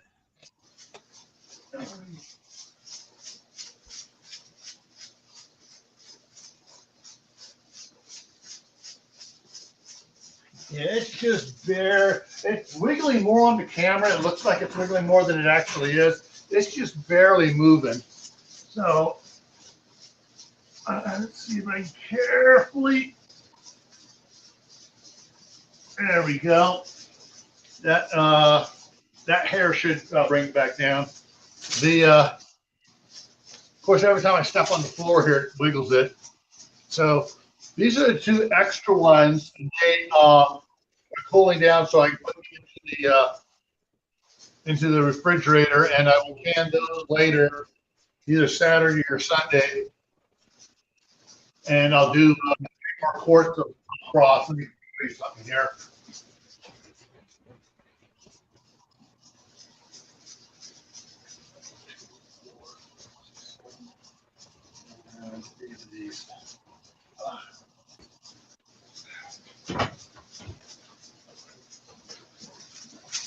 All right, so I got 7 of these and 8 of these, and I want to get some of these out of these plastic lined wax cartons and get them in the glass jars so they'll last longer.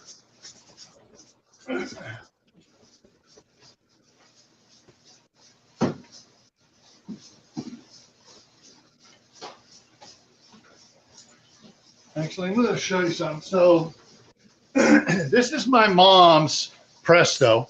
She got in this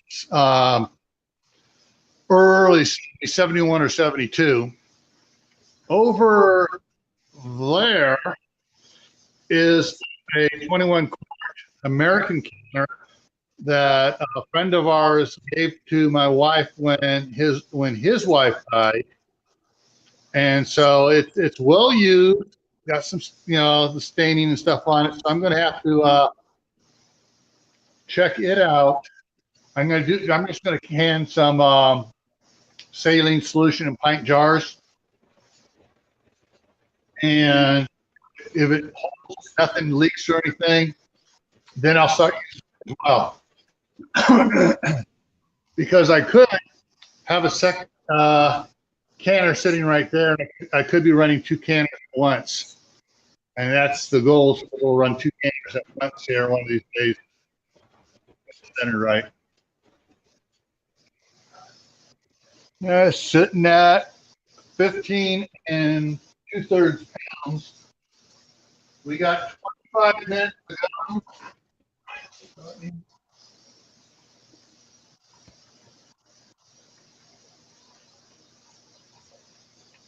Yeah, that should take care of that.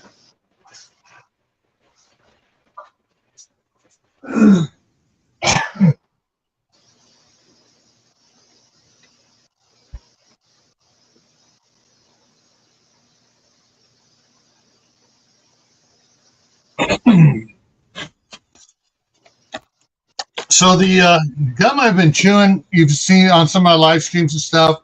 Has some nicotine, not nicotine, some caffeine in it, called Neurogum, and it says on the box that shows it says refreshes your body and mind. It has some specific things in it that supplements. It's a vitamin supplement with caffeine, a little bit. And Joe Rogan uses it, and several other podcasters use this stuff and talk about it. This is the cinnamon flavored one. There's another one that they prefer flavor, but yeah, it's comes different ways. I had a bag of them out here. Finally, it took me about 6 months to go through the bag of the gums.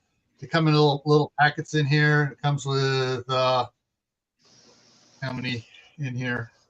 A 6-pack in this little box. And so this thing here, open it up, and that's what that looks like. So yeah, I just killed off the previous one here. It's all empty.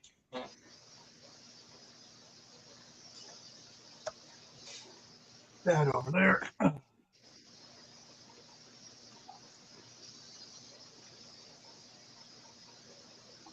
The brand of chili I like is Denison's.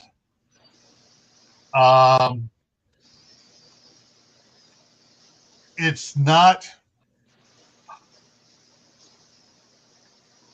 When stores carry it, it costs more than the Stags or the Nallies or the others, but it tastes so much better. It's just, yeah, it's absolutely delicious. Put that down.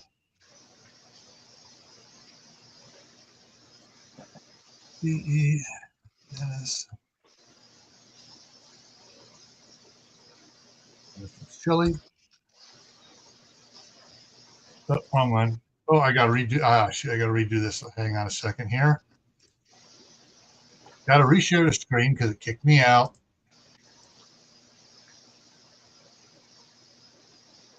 Yeah, so the Denisons. They got Denisons with beans, Denisons without beans, original, hot. They got the hot chili down here. No beans, chunky. So yeah, they got a bunch of different ones, and it is the best tasting stuff. And they also got it in chicken. They got it fat-free vegetarian. They got fat-free turkey, which is not as good as the beef. Guarantee you that the vegetarian. Chris tried it once. she said it tasted like Nally's. The turkey one, she got that because she before we realized that they were lying to us about the fats, and the medical associate was lying about the fats and everything else, and so but we don't get that anymore. We get the original chili. And yeah, price has gone up. It's now here it's saying it's $2 a can at Walmart. $13.39 a case. And that's with free delivery. I'm going to open this up. I don't want image. I want. Okay, over here. Put it over here. Smart and Final. Okay. Open a new tab. Just interesting stuff here. Smart and Final. Smart and Final is owned by U.S. Foods, which also owns the Chef Store. So 120 ounces. So that's almost a gallon size, but that's probably 12 cans.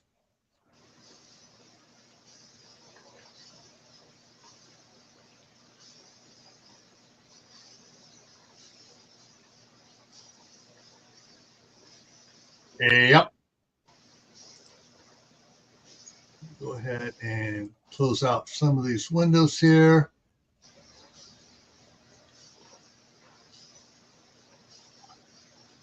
Yeah. There are some doctors that are discovering, and what's funny, it's more doctors of chiropractors. There's doctors of chiropractors which have twice as many hours of training, and then there's medical practitioners that are practicing, not actually working it, but but there are so I'm surprised at the number of there's a higher number of doctors of chiropractic compared to MDs that are realizing that about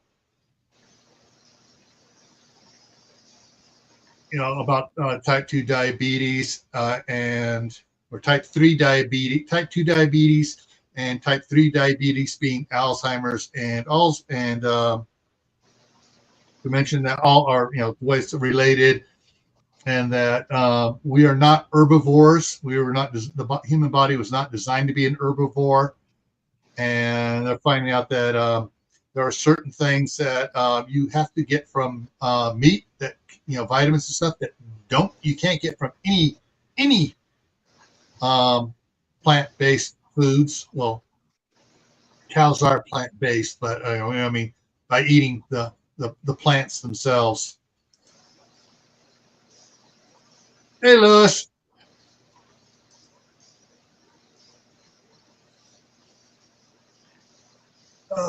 Yeah. And switch it back to that view. And it's sitting right. Okay, it's dropped down to right on 15 pounds per square inch. Got it in the sweet spot again. So, not sure how much. Okay, 1, 2, 3. I can barely hear an echo when I talk loud. Yeah. Can you hear me in the kitchen? Yeah, I can hear the echo barely.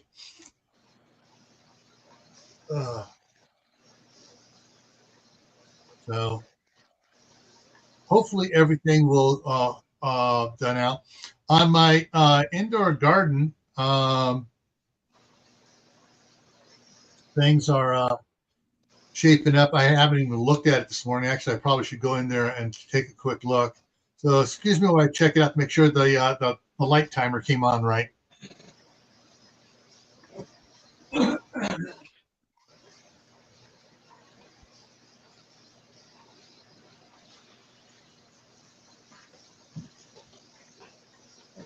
Lights are on. Let me look at it.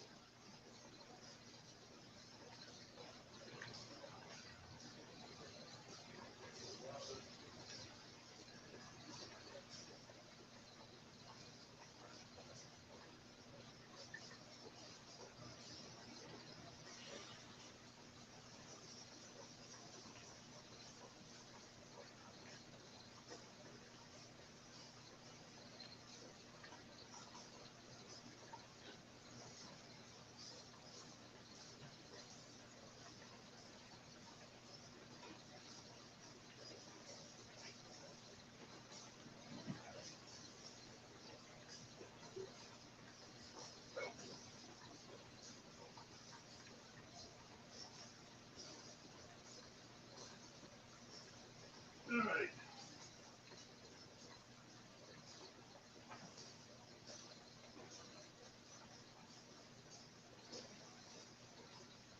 Okay, I'm going to move the camera around for a second here. Well, things are going to get jiggly here. And we got 13 minutes to go. So let me unplug this so I can go in here. So those that haven't seen it, this is my exercise area here. Got the Gazelle, got the exercise bike, got the weight bench and the treadmill, which the grandkids really spend a lot of time on the treadmill. Over here is my indoor garden. I just brought this in yesterday morning. Put like, I think it was 5 gallons of boiling water on it to kill any gnat stuff that might be living in it still. All right, so the arrow garden is going to get retired here. It's not functioning very well. I got one more tomato plant there. I'm not sure if this is a tomato or one of the lettuces that came up. I mean, it just doesn't germinate quickly in that. Over here, I have a cucumber, another cucumber, tomato, tomato, tomato. So I'm gonna put a tomato in here. That one there, the tree basically, that's one of those bare roots I got, and that was one of the failed ones. I wasn't sure if it would grow anyways, and I'm just going to leave it, but I'm going to put the one of the cucumbers growing in there. I'm going to shuffle things around. There's one of the lettuces. If I can get it here without getting all the glare on it. Try to cut the glare off. That's a black-seeded Samson. I got 2 other trees in here. Those are the ones doing the best. And I got 2 other big pots the size of that one there outside. I'm going to pick up some potting mix, Members Mark potting mix, which is what most of this stuff is. And I'll get a couple more bottom trays. And that way I'll be able to have another cucumber and another tomato in here. And then any other ones I'll take over to my daughter to do it. The tomatoes are a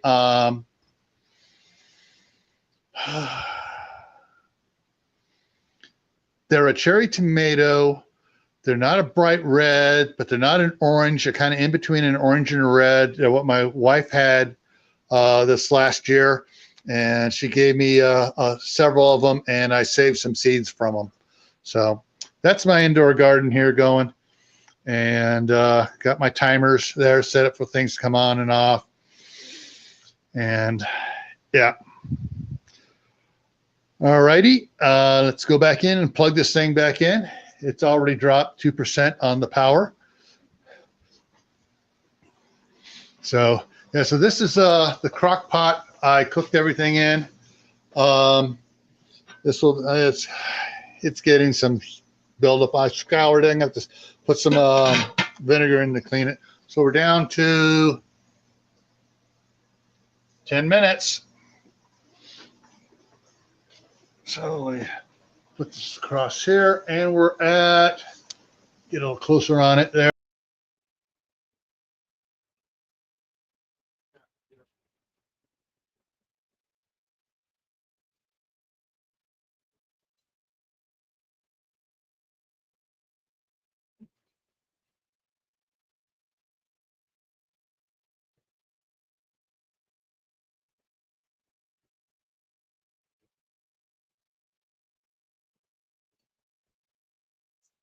I fat fingered it.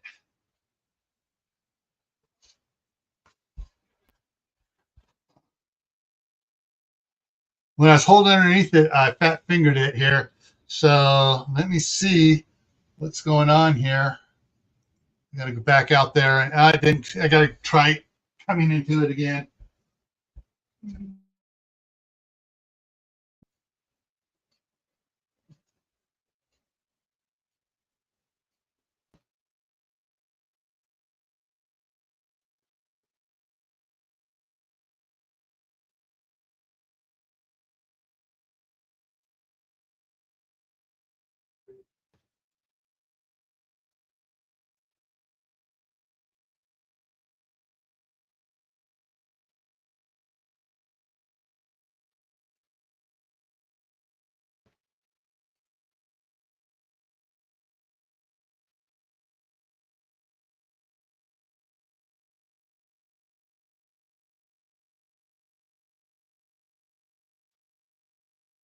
Okay.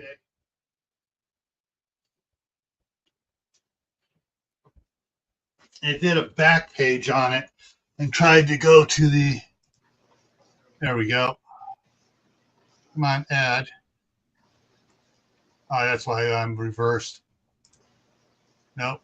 There we, come on, get over there. There we go. Let's see. Oh, Grow Big TV went live here at not 2 minutes ago. So Grow Big TV just went live. And yeah.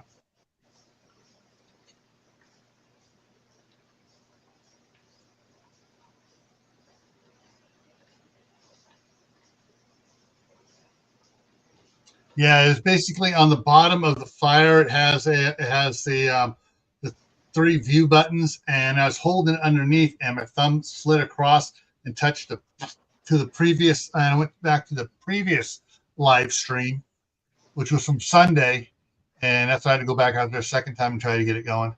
So we're less than 10 minutes going on it, and it's all right. So that little nudge I did has brought it down to 14.5 pounds. So yeah. Let me go out there and take a look-see around on that, and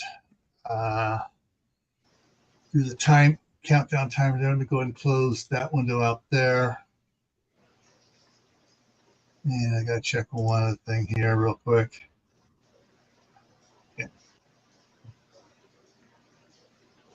Okay. Yeah, so the I'll show you what I use for mixing the stuff up. I've ordered something that looks like a potato masher on steroids for mashing smashing ground beef. That just shipped, so that'll be coming here Friday or Saturday. And there.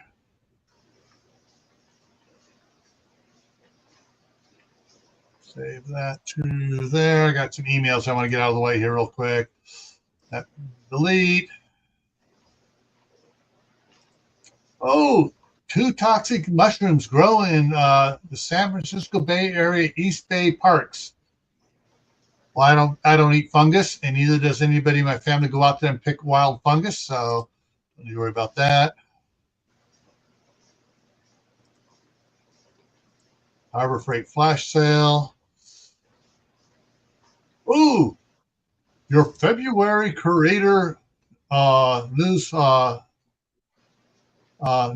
is here. Most watched video was my first real snowstorm of 2025 for the for February here. I mean for January, and really nothing else to look at that. So I'm just going to delete that one. Let's go out there and see what's going on out there.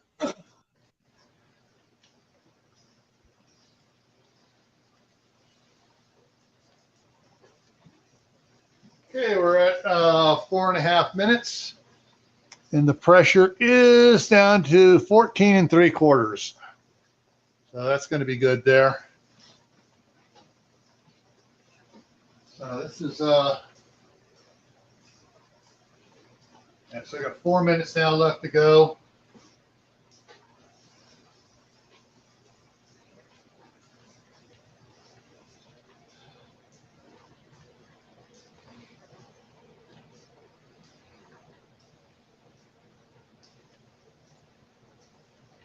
Yeah, all right, looking at that. We'll hear the beeper going here in about 3.5 minutes.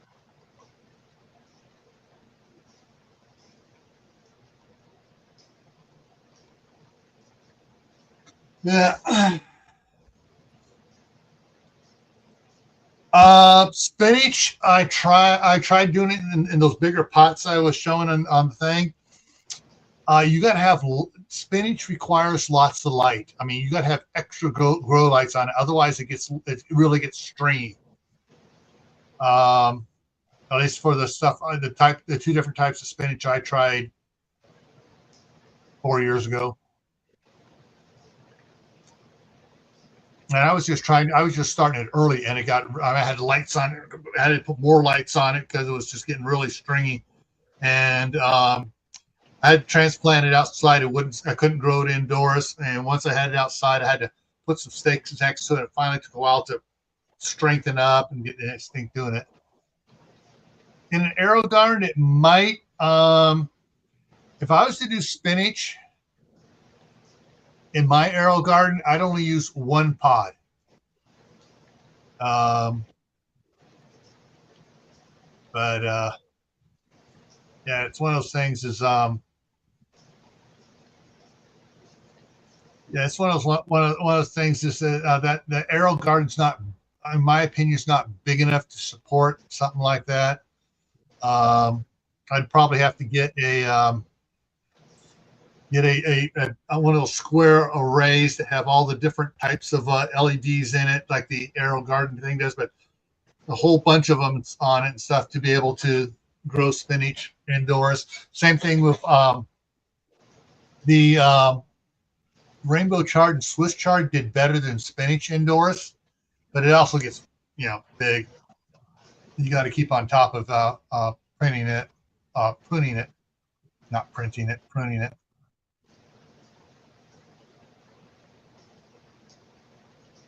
Oh shoot! Did I put that out? When did I put that out? Hang on. Did I do one? Yeah, I did one. No, I didn't. I want to refresh. Looking at my stuff here.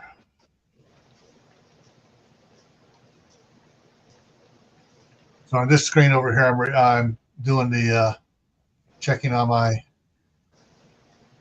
Grayman prepping stuff. Shorts. Yeah, so I did put out one short on candles this morning. So yeah, got some more. Got to put out another short once the live stream's over here. But that seems to be doing good. Okay, so this since I'm not smelling any a taco seasoning mix like I did when the one of the jars siphoned on the one on Sunday. Siphoned just a little bit. It wasn't much. It was just a little bit. It was enough so the steam coming out had really, it was really, wow, it really smells like taco seasoning in here. Well, it doesn't smell like taco seasoning in there right now. And I used more taco seasoning in this batch than I did on Sunday's batch. So that's a good sign that it's not, that it didn't siphon even a little bit. And all the jars sealed tight and good on Sunday. These should all do good here too. And there's the timer going. So let me go in there and do it.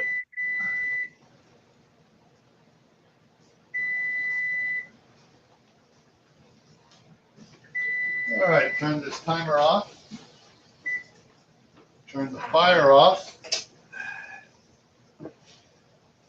And now comes the 45-minute wait or 30-minute wait for it to cool down enough. Well, probably it's going to be 45 minutes to cool down enough to remove the jiggler. Okay, these.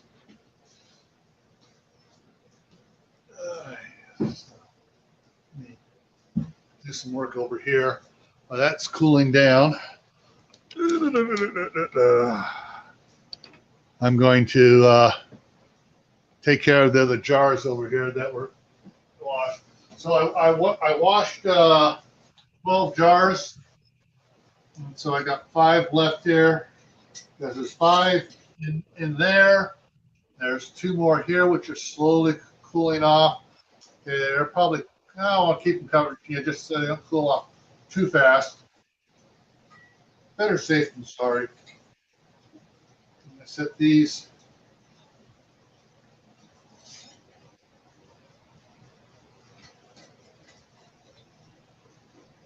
I got 2 jars left over from Sunday's canning.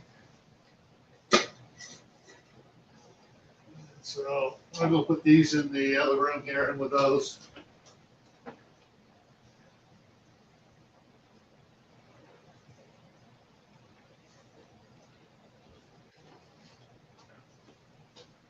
And the pile of boxes here in the corner, the grandsons like to pretend they're houses, make a city in here and drive their little Hot Wheel cars around them.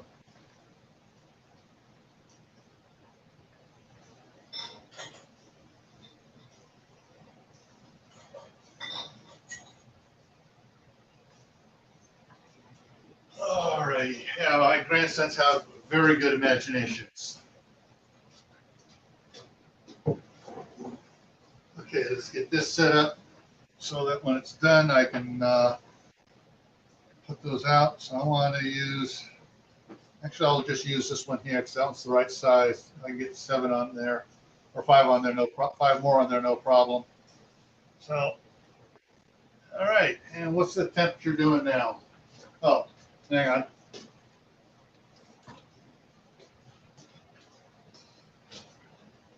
So this is the baked beans and beef that I did back in November of 23. Actually, hang on. And I gotta fix the lid.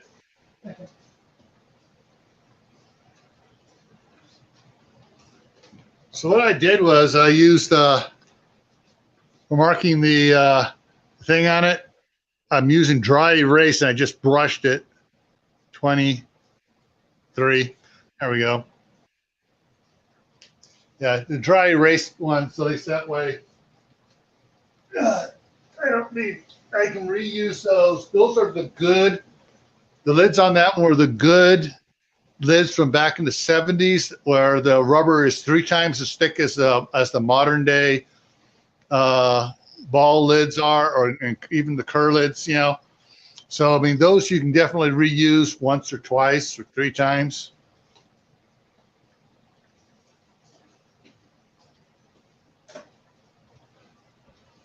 What are we looking at here now?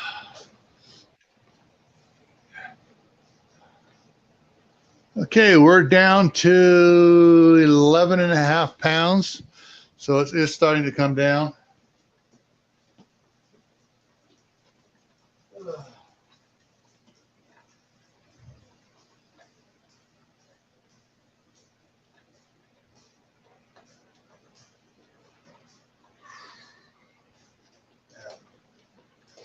Let's see, did that affect the humidity? No.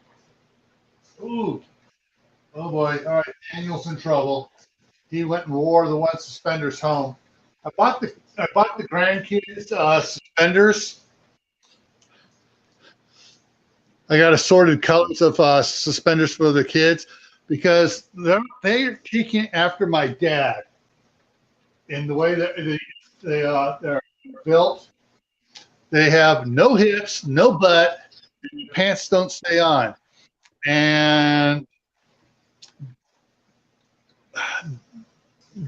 Oliver has a very hard time doing his belt, so much so he won't do the belt, won't even wear the belt. Danny thinks it's unfair that Oliver doesn't have to wear the belt, so he doesn't wear his belt, but they both love suspenders. And so I got all the boys 2 pairs of suspenders, and then I got 2 extra pair over here. Well, yesterday Danny came over without his suspenders, put on the suspenders here so he could run on the treadmill. Otherwise, if he tries running on the treadmill without suspenders on, guess where his pants wind up? He looks like that, like a gangbanger teen with wearing them down around their knees. So, all right, I'm going to the back end and watch this cool down.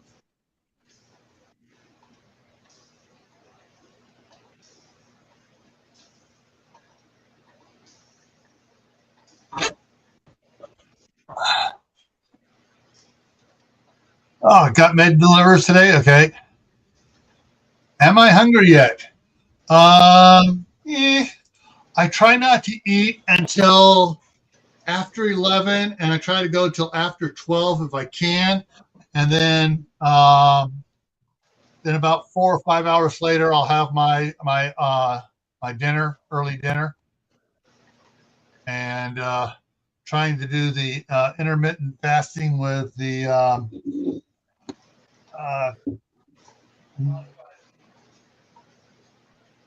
modified carnivore diet.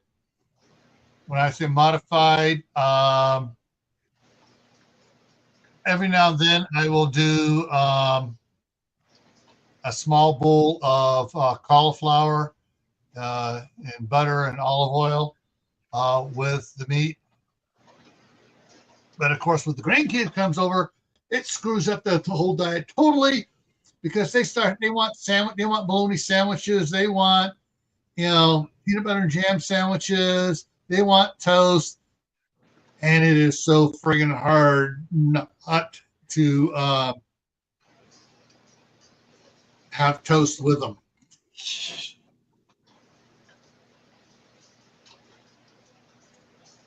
All right. What do I got here?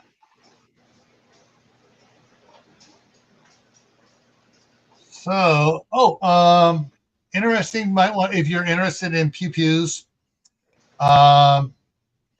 I know the big gun store here in Idaho Falls, Guns and Gears.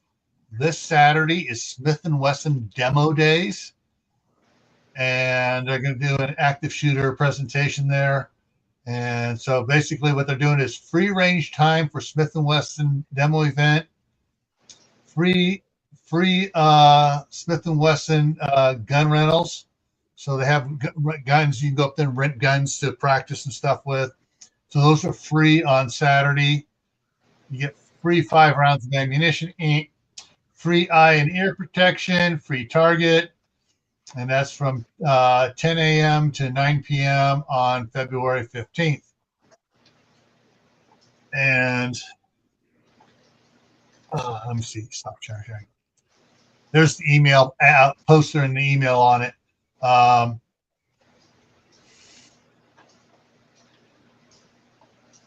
thinking, since my favorite handgun right now is my Smith & Wesson Model 28 357 Highway Patrolman, which is it's a 357 in the end frame, which is the 44 frame, with the extra, with not the little 4-inch barrel, it's a 6-inch barrel, and so they have the lever action rifles in 357 now, so I may get one of those. Keep everything one round. But Saturday I may be over there at the range. I got to swing by there and talk to the guys and see if they'll let me do a live stream from there.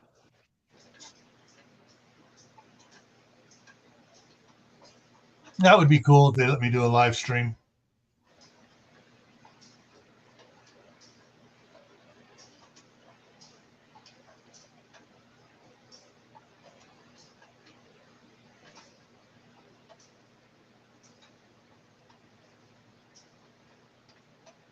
Yeah. Yeah, so I got to swing by and talk to the guys first. Probably tomorrow morning. Hang on, let me take a look at the weather. Get a refresh. What's the weather like?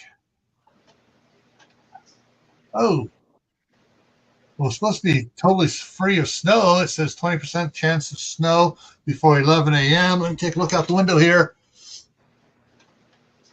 Did it snow? Yes, my car is covered with snow. Not much, just a little bit. No. So it snowed a little bit today. Maybe this afternoon, because it's supposed to clear up this afternoon. And so I may go up. I got to make a trip to Costco anyways today. And what do I need to get? I need to go to Sam's Club for the potting mix for the garden. So I may make a trip this afternoon in there because it's supposed to be 70% chance of snow tomorrow. Of course, it's also supposed to be 12 degrees warmer tomorrow too. Tonight it's supposed to be -7 tonight. Saturday is okay. It's not snowing all day Saturday. Saturday says 40% chance of snow showers before 11 a.m., 30-degree temperature on Saturday. And we'll see what it's like.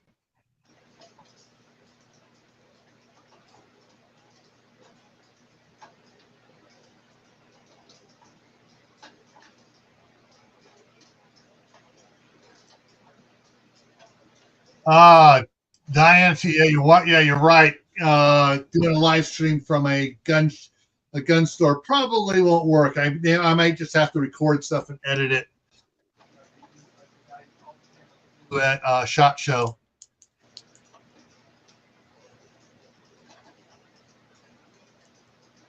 Yeah. All right. Pressure is. Let me switch it back over to this one here. Pressure is 8 pounds.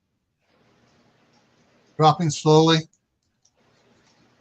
I'm thinking by quarter after it'll I'll be able to possibly remove the weight. Yeah. Now, this is one of the things that is debatable and stuff. So the time in pressurizing up and everything. What time did this? Let me go over here.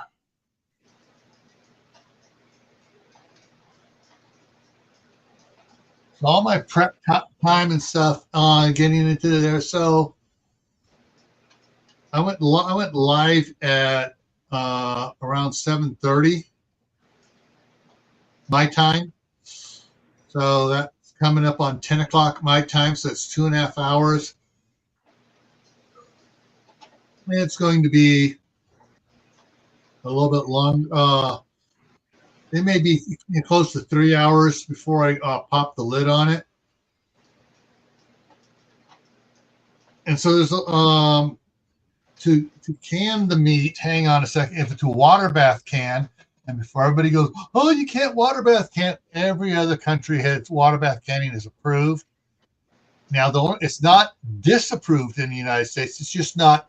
We haven't done the testing, so we cannot approve it. So it's not approved because they haven't done any testing on it because they were paid not to do it. So let me bring up the canning book here.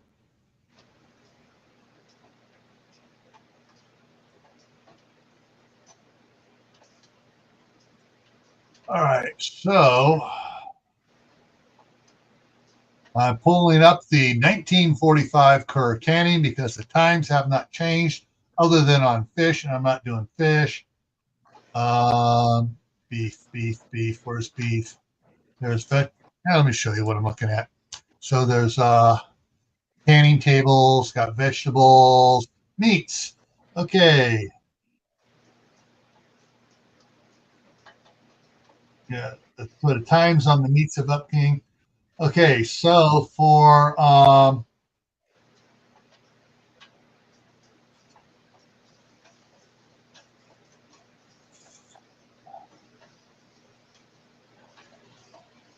let's say 180 minutes to water bath meat.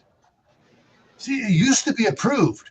I mean, it used to be the thing. That's the thing. It wasn't until the 50s where they say, "Oh, when and the FDA goes, oh, wait a minute, we're taking over all the stuff on it, and we're not going to approve milk. We're not going to approve butter. We're not going to approve meats for water bath canning. We're only going to approve and test high acid stuff for water bath canning." All right, Shadow. Thanks for stopping by. So let me see here. Where is that?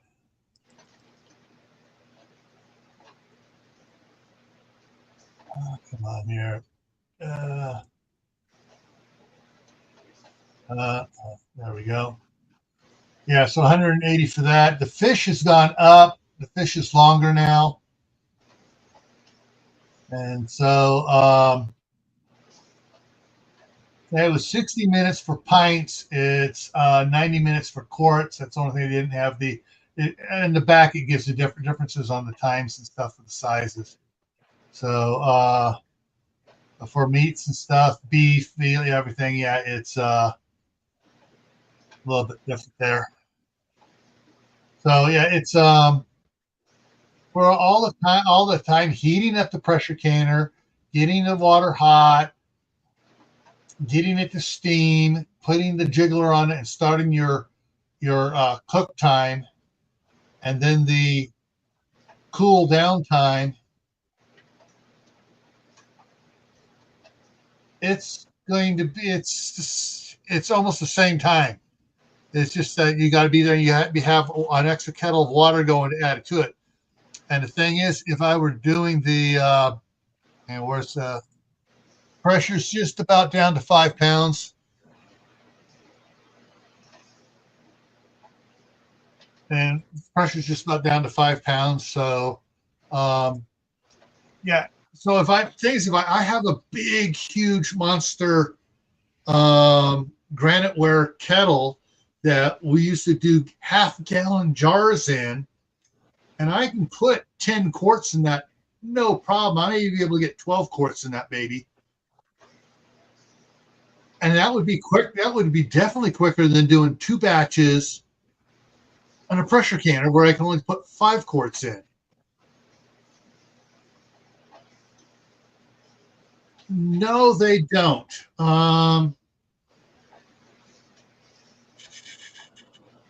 Let me pull up what they have here. And you got to be careful. It's kind of misleading on when they at the stores and stuff. So let me go to the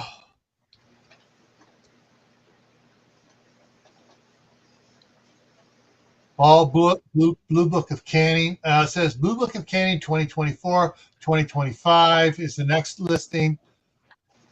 But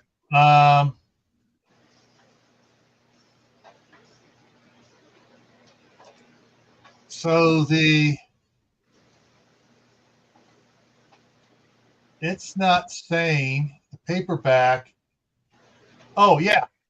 The last time the Blue Book, the Blue Book for 2025 was printed in 2016. And then that's the Blue Book of Canning, and then there's the Ball Complete Home Preserving one. and that's cheaper. It's not as big, and that one was last updated in May of 2020.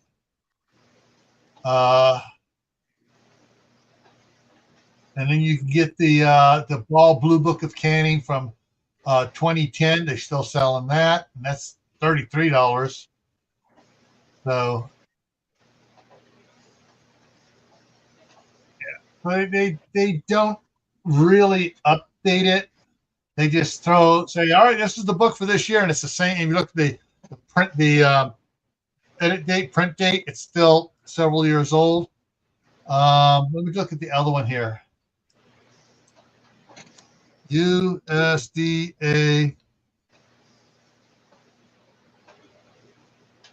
canning book.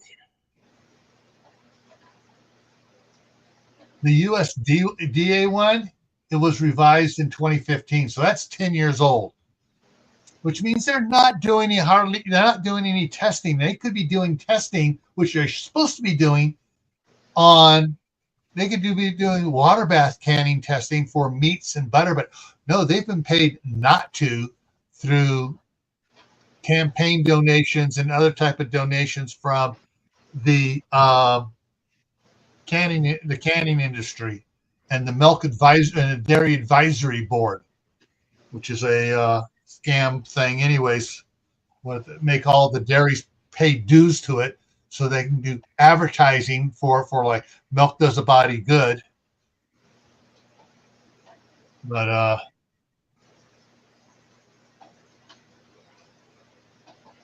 yeah.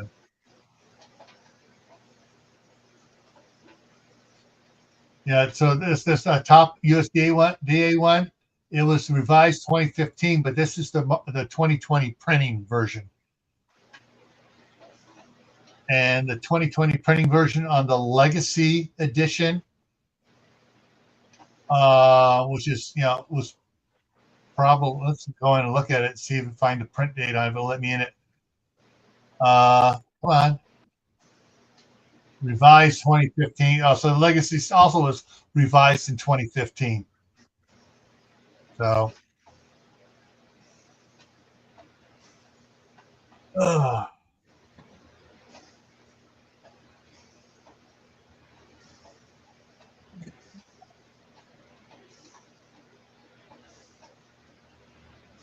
yeah. So where are we at? We're down to 4 pounds. It's going to take 15 minutes to drop down to the rest of it there. And then we can see if anything bad went wrong. All right, we're taking bets on the side here.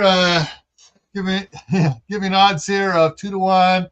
That I say nothing went bad inside. Anybody want to bet against me? YouTube are just joking on it. If you can't tell, AI, you need to be trained in sarcasm.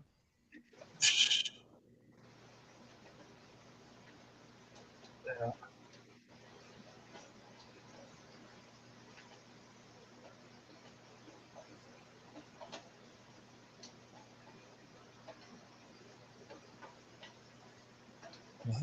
Another email from Sam's Club. Buy more stuff. Take a look at our deals this month. All right, let's see if I can pull this off here. Let's see. CB at Hugo Homestead and Diana too have watched the candle short today.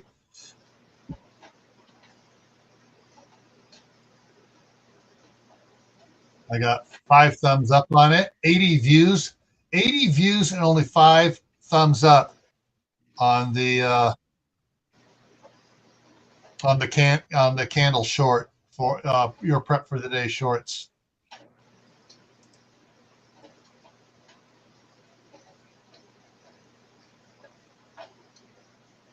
Yeah. So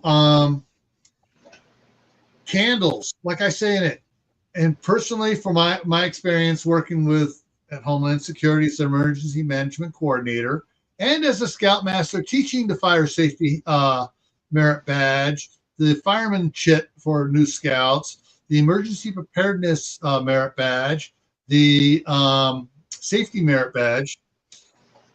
Candles should be wider than they are tall. So you go to like Walmart or Target, you get the big old fat candles that are wider than they are tall, so you can't knock them over. And they usually have 4, 5, or 6 wicks in them. Those are the type candles I recommend. Sometimes she does. If she watches it while it's live, she'll comment. Sometimes she'll text me or email me a comment. I was watching that. What about this? And I have to explain to her. She goes, "Oh, okay." But for candles and stuff, yeah, candles are one of the last lines. And generally speaking, candles are when we know it's going to be out for several hours, and we don't want to be using all the emergency LED lights and stuff. We'll set up some of the tea candles in the little glass sodas and stuff in the bathrooms, back away from the edge of the counter and stuff, just to so it's like a night light in there, and so we don't have to use as many. Sometimes we'll set up a couple of the big fat ones on the kitchen counters and stuff. So, but probably our last line. Oh, man, don't know where that yawn came from. Sometimes our last line for lights is going to be the oil lamps, just because they're more difficult to use. Now, in my mom's house, before she sold the house, I got all my lanterns back. I had all my lanterns hanging up on the walls and stuff, and it's really easy. They're already in place 24/7. Power went out. Flashlights come on, go over, light the oil lamps, and it was good. Here we don't have them set up. We haven't figured out if we want to hang them on the walls. It's it's one of those things. Does it work in the house to have them up all the time? All right. Why did I get a separate cooktop? This thing here, because that piece of crap there is electric. And it can't pressure cooking on it even doesn't work because it's on off. It's not, it doesn't do it, and it just it sucks. We hate cooking on that thing. So I got the indoor outdoor apartment cooktop. Propane cooktop, and it works much better, and it saves, overall it's cheaper in the long run for the cost of propane and everything to use the cooktop than it is the other thing. And give me a second here. I'd close that other one out, so open a new one. Amazon orders cooktop. See if it brings it up. Yeah, there it is. So I got 2 cooktops. I have the one to put on there, and then I have that other one sitting on top of the electric. So that's an induction cooktop. And so I got that cooktop back. That's the 3rd one we have. The other 2 are in California, and got that one in 2016. I got this other one in November 2022, and so this one here. Hang on, new tab. So this one here. It comes with a hose and the pressure regulator valve, and And the small pans, unless they, the one thing I don't like about it, let's see if I can get a better picture of it. The the things are stepped down. I really don't like it. I wish I just made it flat bars to make it more balanced. But I found a way around that, and I'll show you when we get back in there.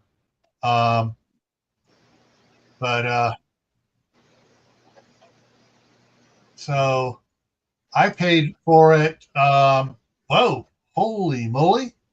It was $135 when I got it 2.5 years ago. It's $85 right now, guys. They redid it, so it's $85, where it was $135, and it was, I waited for it to drop on sale back then, and so it's like half the price it was 2 years ago for the normal price. So it's not even saying, save stuff here.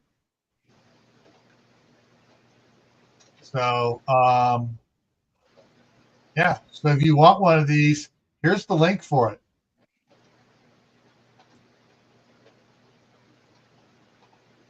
There's the link for this thing, and it's $86 for this bad boy. Dang. No, I don't need to spend more money and get another one. But yeah, dang, that thing has dropped. Price has dropped on that.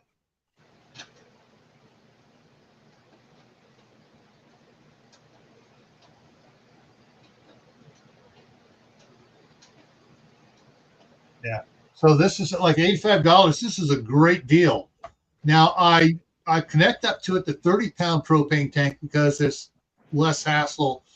It runs 50% longer than a 20-pound one does. Actually, more like 55% longer because of the amount of stuff you get in there because of the safety valve on both of them. But yeah, that is not a bad deal at all for this.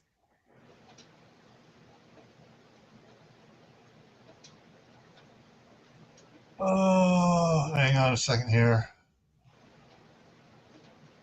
So it's just about down. I'm going to go in there and see how close it is to it.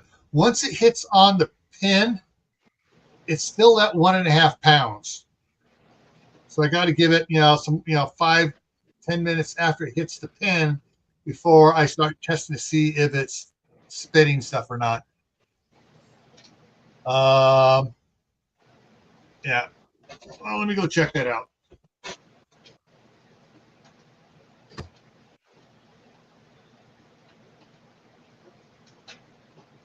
All right, let's see. Is it sitting on the pin here? No, it's not sitting on the pin. It's a little above the pin. And I can hear the weird stuff going on inside. And so the bottles, the jars will still be bubbling because they're hotter than because all the heat's, the pressure has come out. And so the jars are still bubbling inside. You'll see that when I open it up. And what happened here? Oh, I see. I saw. That's the way it thinks. Okay, nothing. All right. So let me show you what I do for. So when I have smaller pans I want to put on here.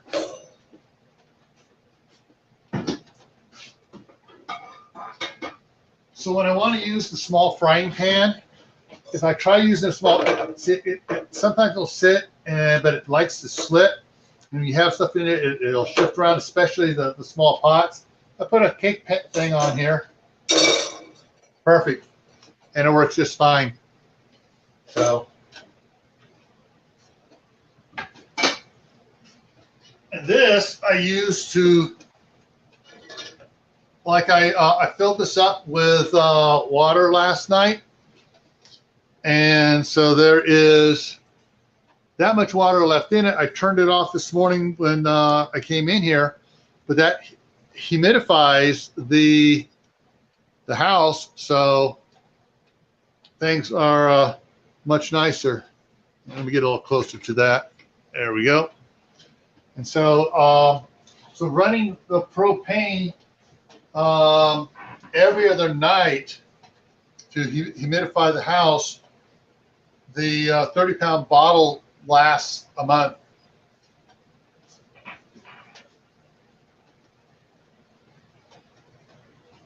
I wish I had a microphone I could put right up against this so you could hear what I'm hearing. It's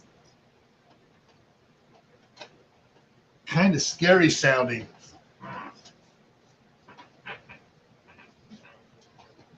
But yeah, it's going to probably be about at least another 5, if not 10 minutes for that. Okay, all right. It looks like it's just about touching the peg now.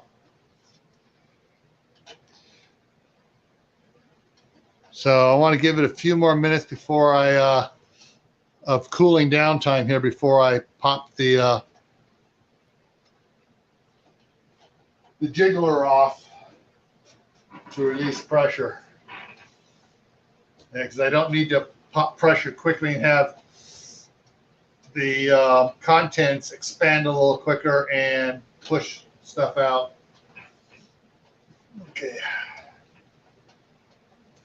These here are warm like cuddling with someone you love.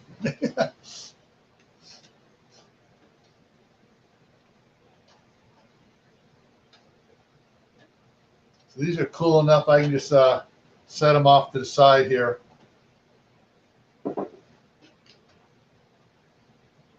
Yeah. I'll move this over here so I can just pull and get everything set here for this.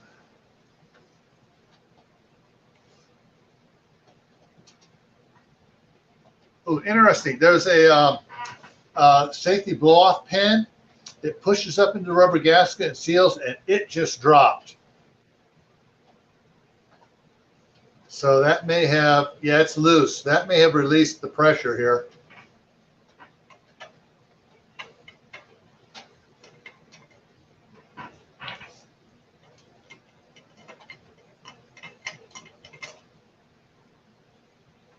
It's not sucking. Yeah, it's sealing. It's just a little. It's slowly. It's bubbling up the pressure, so there's not hardly any pressure at all coming out. It's pop. So yeah, so it's down to the zero pressure inside. So like Mark and Tammy said, they said give it another minute or two, then I can crack this open a little bit. So I'm going to go check something over here.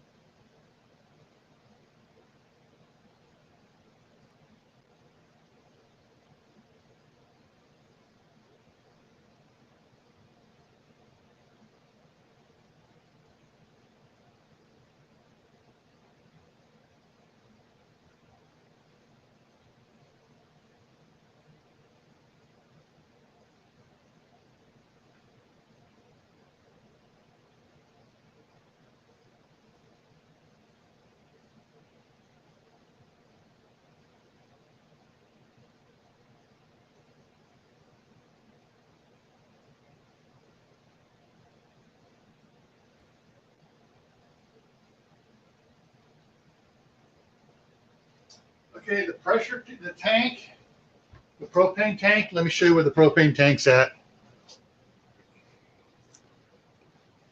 So the propane tank's under the side there. So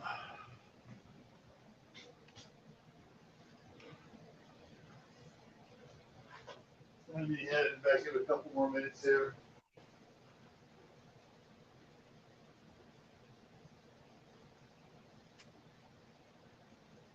All righty.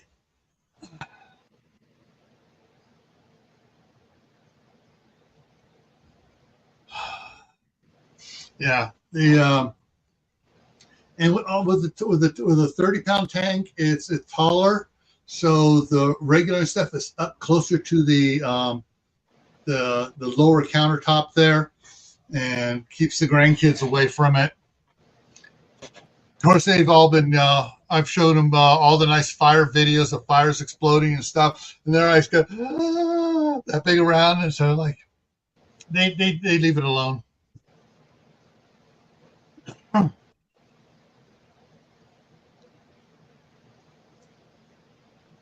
All right,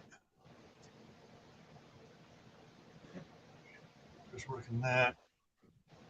Go ahead and close that out.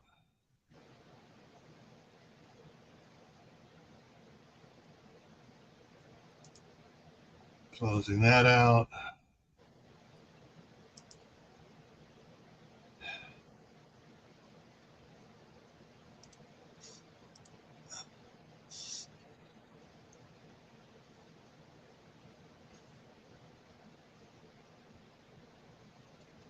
A 3.4 earthquake off the north coast of California. How far off the coast? A ways off the coast. It's up by the Cascadia subduction zone, up by Crescent City. That far out, nobody on shore felt it. Check my email, pops up here.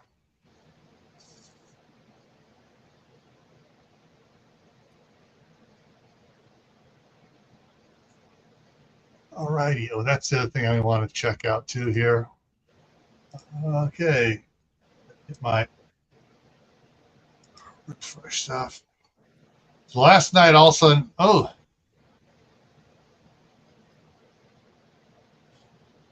woohoo! Yeah, I'm trying to remember who was that. Dinglebutt tried to sabotage her, pulling some stuff, and he got caught. And the others called him out on it. Yeah, it's well, considering I started cooking the stuff last night, if I try, and that's one of the things I'm going to try one of these days is getting like the big pot, this big aluminum pot here, putting the 10 pounds in there or a 5-pound thing in there, putting the seasoning and stuff and mixing it up like I'm going to make a sausage stuffing, and do that, and then run it through the extruder off of the KitchenAid, and you make sure it's all properly mixed. And you mix it up in this. Maybe I don't have a big enough KitchenAid to do that. I have to get the industrial one I want to get for Chris, and do that, and then do a cold pack on it, which would take it probably another half hour to at least another half hour to get it up to pressure. So I may try that one of these times. Let's see what this says here. Amazing! Miracles of miracles.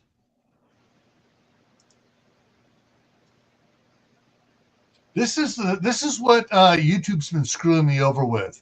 On my subscribers here, ooh, I picked up 4 subscribers. No, I lost 2. Then I lost 2 more. And then I'm up, and then I'm down again, and then up, and I'm down, and I'm down, and I'm down. I'm 0, and I'm down. I'm expecting tomorrow's. I picked up 6 yesterday. I'm expecting tomorrow's to drop again because they don't like me doing stuff. Well, at least I'm. If I break 1930, I might be on my way to actually getting up to 2,000 here.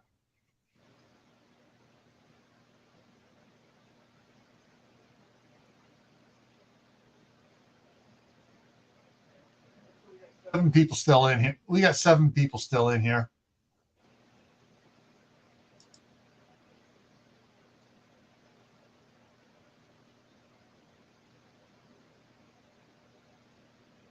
Yeah, this is another one. I know this one's wrong. My watch hours went up on Thursday, down to 3.5 watch hours.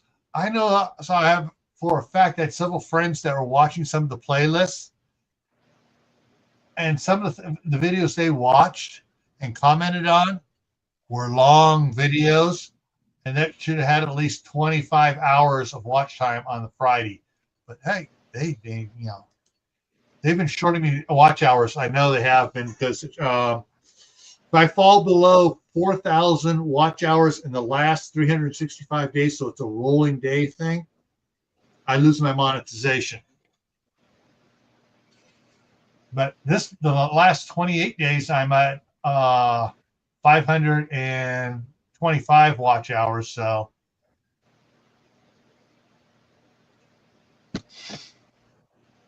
planning to get animals? Yes. What animals? We're keep changing our mind on.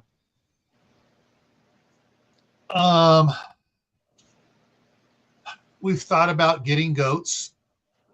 We've thought about getting sheep. We thought about getting cows. At one point, at the beginning, I was thinking about trying to get some alpacas, but the problem is morning glory is a very obnoxious weed around here, and it's poisonous to alpacas. The cows and the goats and stuff don't mind it at all. So, but because we got 5 acres across, well, minus the house and stuff, so I got about 4 acres across the street, and I want to be able to put into alfalfa and stuff, and then I can put goats or sheep out there, or a cow or two.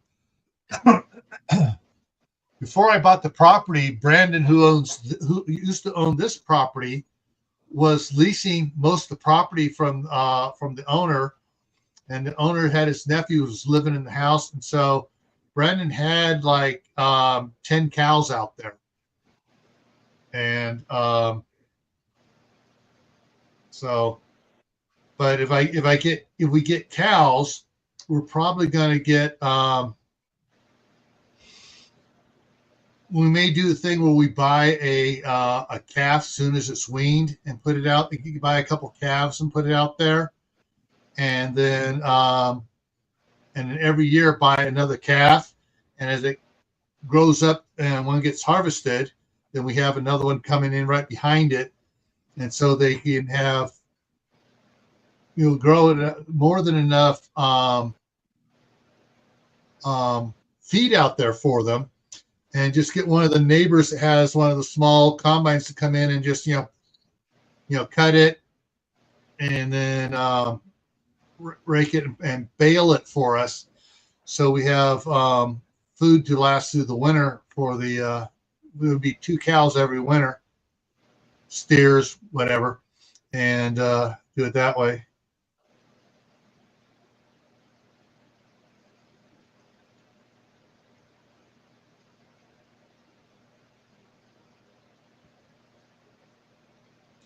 Gonna have mom-in-law and grandson who watch. Yeah, it's if my mother-in-law is here, it'll be on the property away on my side of the street, because that'd be close to Chris. And even here, Brandon had 4 cows over here, but he had bales. He had the big bales of hay, and he fed the cows here and did them here. And he also had pigs on this side too. Not going to do pigs. Too stinky, too messy. If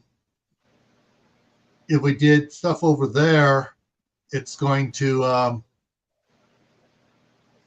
it may be some cows or it may be some sheep. But the problem is with the sheep graze it down. I mean, it's just all stuff we got to figure out.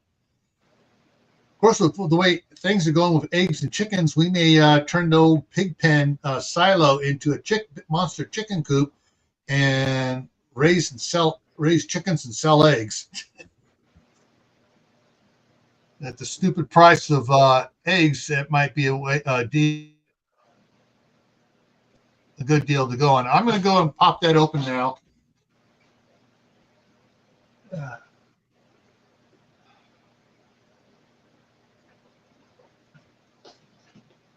This thing here, one thing I don't like about this one, it is hard to get the first snap pass without burning yourself touching the metal. That's the first snap. There's the second snap. There's the third snap. Whew, and steam is coming out.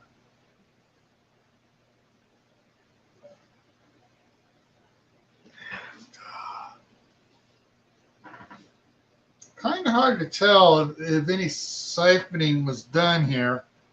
I've got a film on top of the water, but it's just, I'm not sure. It shouldn't have done anything. Let's see if I can do this without going back on the. Actually, hang on. Let me try doing something different here on this to get this out of its hold. There we go. I can hold it by the handle now. So let me walk around the far side here.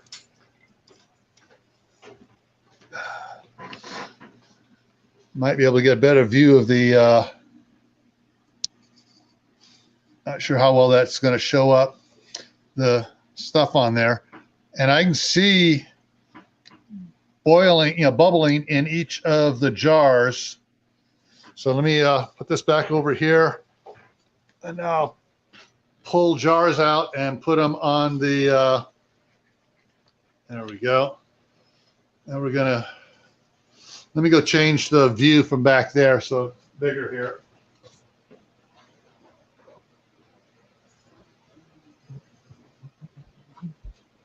How it shifted. There we go.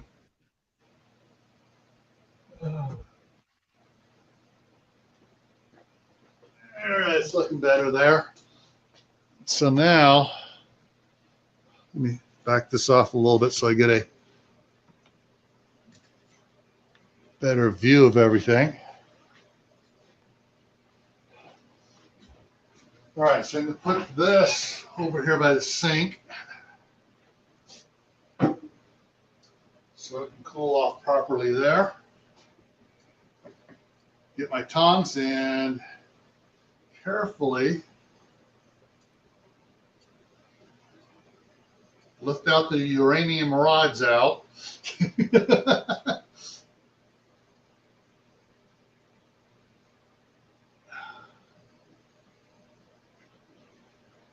Yeah, I'm not sure if you can see the bubbling, but I'll bring it around for a close-up here.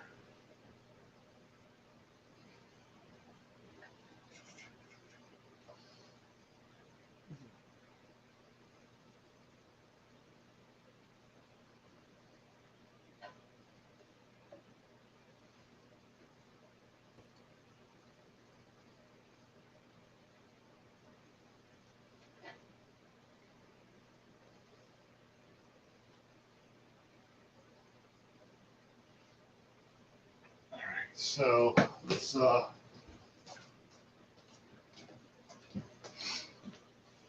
bring this back over this way here. I'm going to pop this loose again.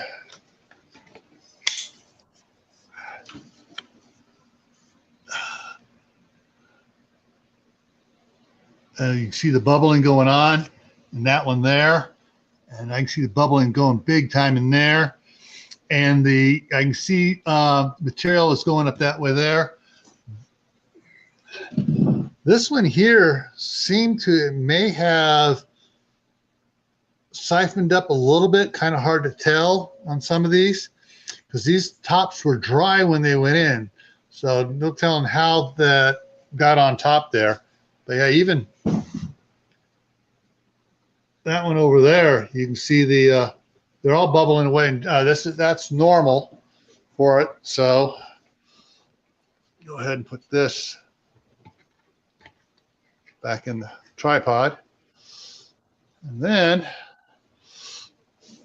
to protect the jars here, I should have been a little bit quicker on this, but I wanted to show you guys that. I'm going to wrap them with towels, protect them from the breeze in the house here and the cooling. That way they cool down a little bit slower. And right now, pop this loose here again, and let's look to see what it looks like inside here.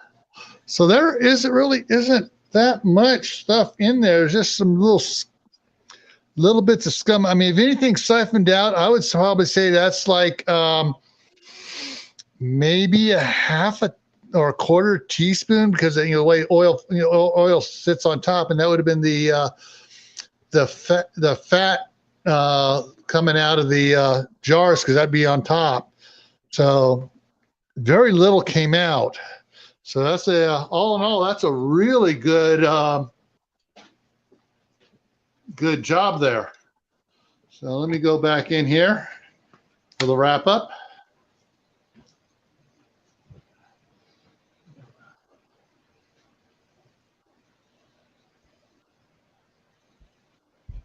Yeah, I am not going to. Hey, Tammy Harder, how's it going? Yeah, so I'm not going to. I'm not going to do another one today. What I'll probably do is do a test Saturday morning on the All American we got from friends of ours, and see if it needs any tweaking to it at all, extra cleaning. If it does water good and there's no problems with it, then the next time I'll probably do 2 canners at the same time. But yeah, so yeah, it worked out good. Now after I wrap this up, I'm gonna start editing the cooking of the meat from last night, and yeah. So we'll get in that, and so I'll get the other one out here probably in about 2-3 hours. And do I have hard water? Yes, I do. We're on well water, for the whole city's on well water. The city's wells, and the soil is very very alkaline. On the test kit, it would go up to 8.5, and I was dark green, and it went darker than that when I did testing, because we're on top of volcanic basalt rock. So yeah, but I did find something out yesterday from what was that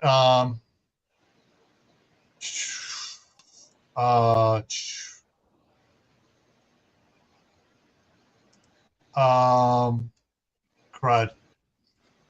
Soil Works. The guys at Soil Works talking about they had the same problem on a new thing that they said was very, very alkali, and they figured out it took them a while to figure out how to do it to bring it back down. And so that's what I have to do here if I want to, for certain things I want to grow. I got to bring the alkali down on it. Yeah. All right, everyone. Thank you for coming in and joining us and watching this. If you missed it, go ahead and go back and you can pick it up. I will have the pre-video finished being edited and out here shortly. A couple hours here showing how I mixed the stuff together and got it cooked in the crock pot overnight. All right, today is Wednesday, so tomorrow night is the midnight ride on Grayman Prepping, and Friday on Camp Patton is get back up to the proper is Valentine's Day. The things you do for love. That's the topic for Friday night. Saturday, we're here on Gray Man Prepping for Survival Saturday is the one that people have been asking about the most, and it is the cost of imports and tariffs and what to expect, how they work, and explaining everything on tariffs as far as I can find out from constitutional stuff and some of the constitutional lawyers that have been putting out videos I've been collecting information from. And then Monday is first time pressure canning for those that haven't done it. We're going to be talking about my experiences. Tammy's going to talk about hers, and Mark and everything. We're talking about first time pressure canning. And next Tuesday for Gray Man Prepping is going to be lithium batteries, quality matters, and why there are problems going out there with certain things. And we'll talk all about that on Tuesday. So in the meantime, everyone, have a glorious day, and hopefully I'll see you tomorrow night for the Midnight Ride. Take care.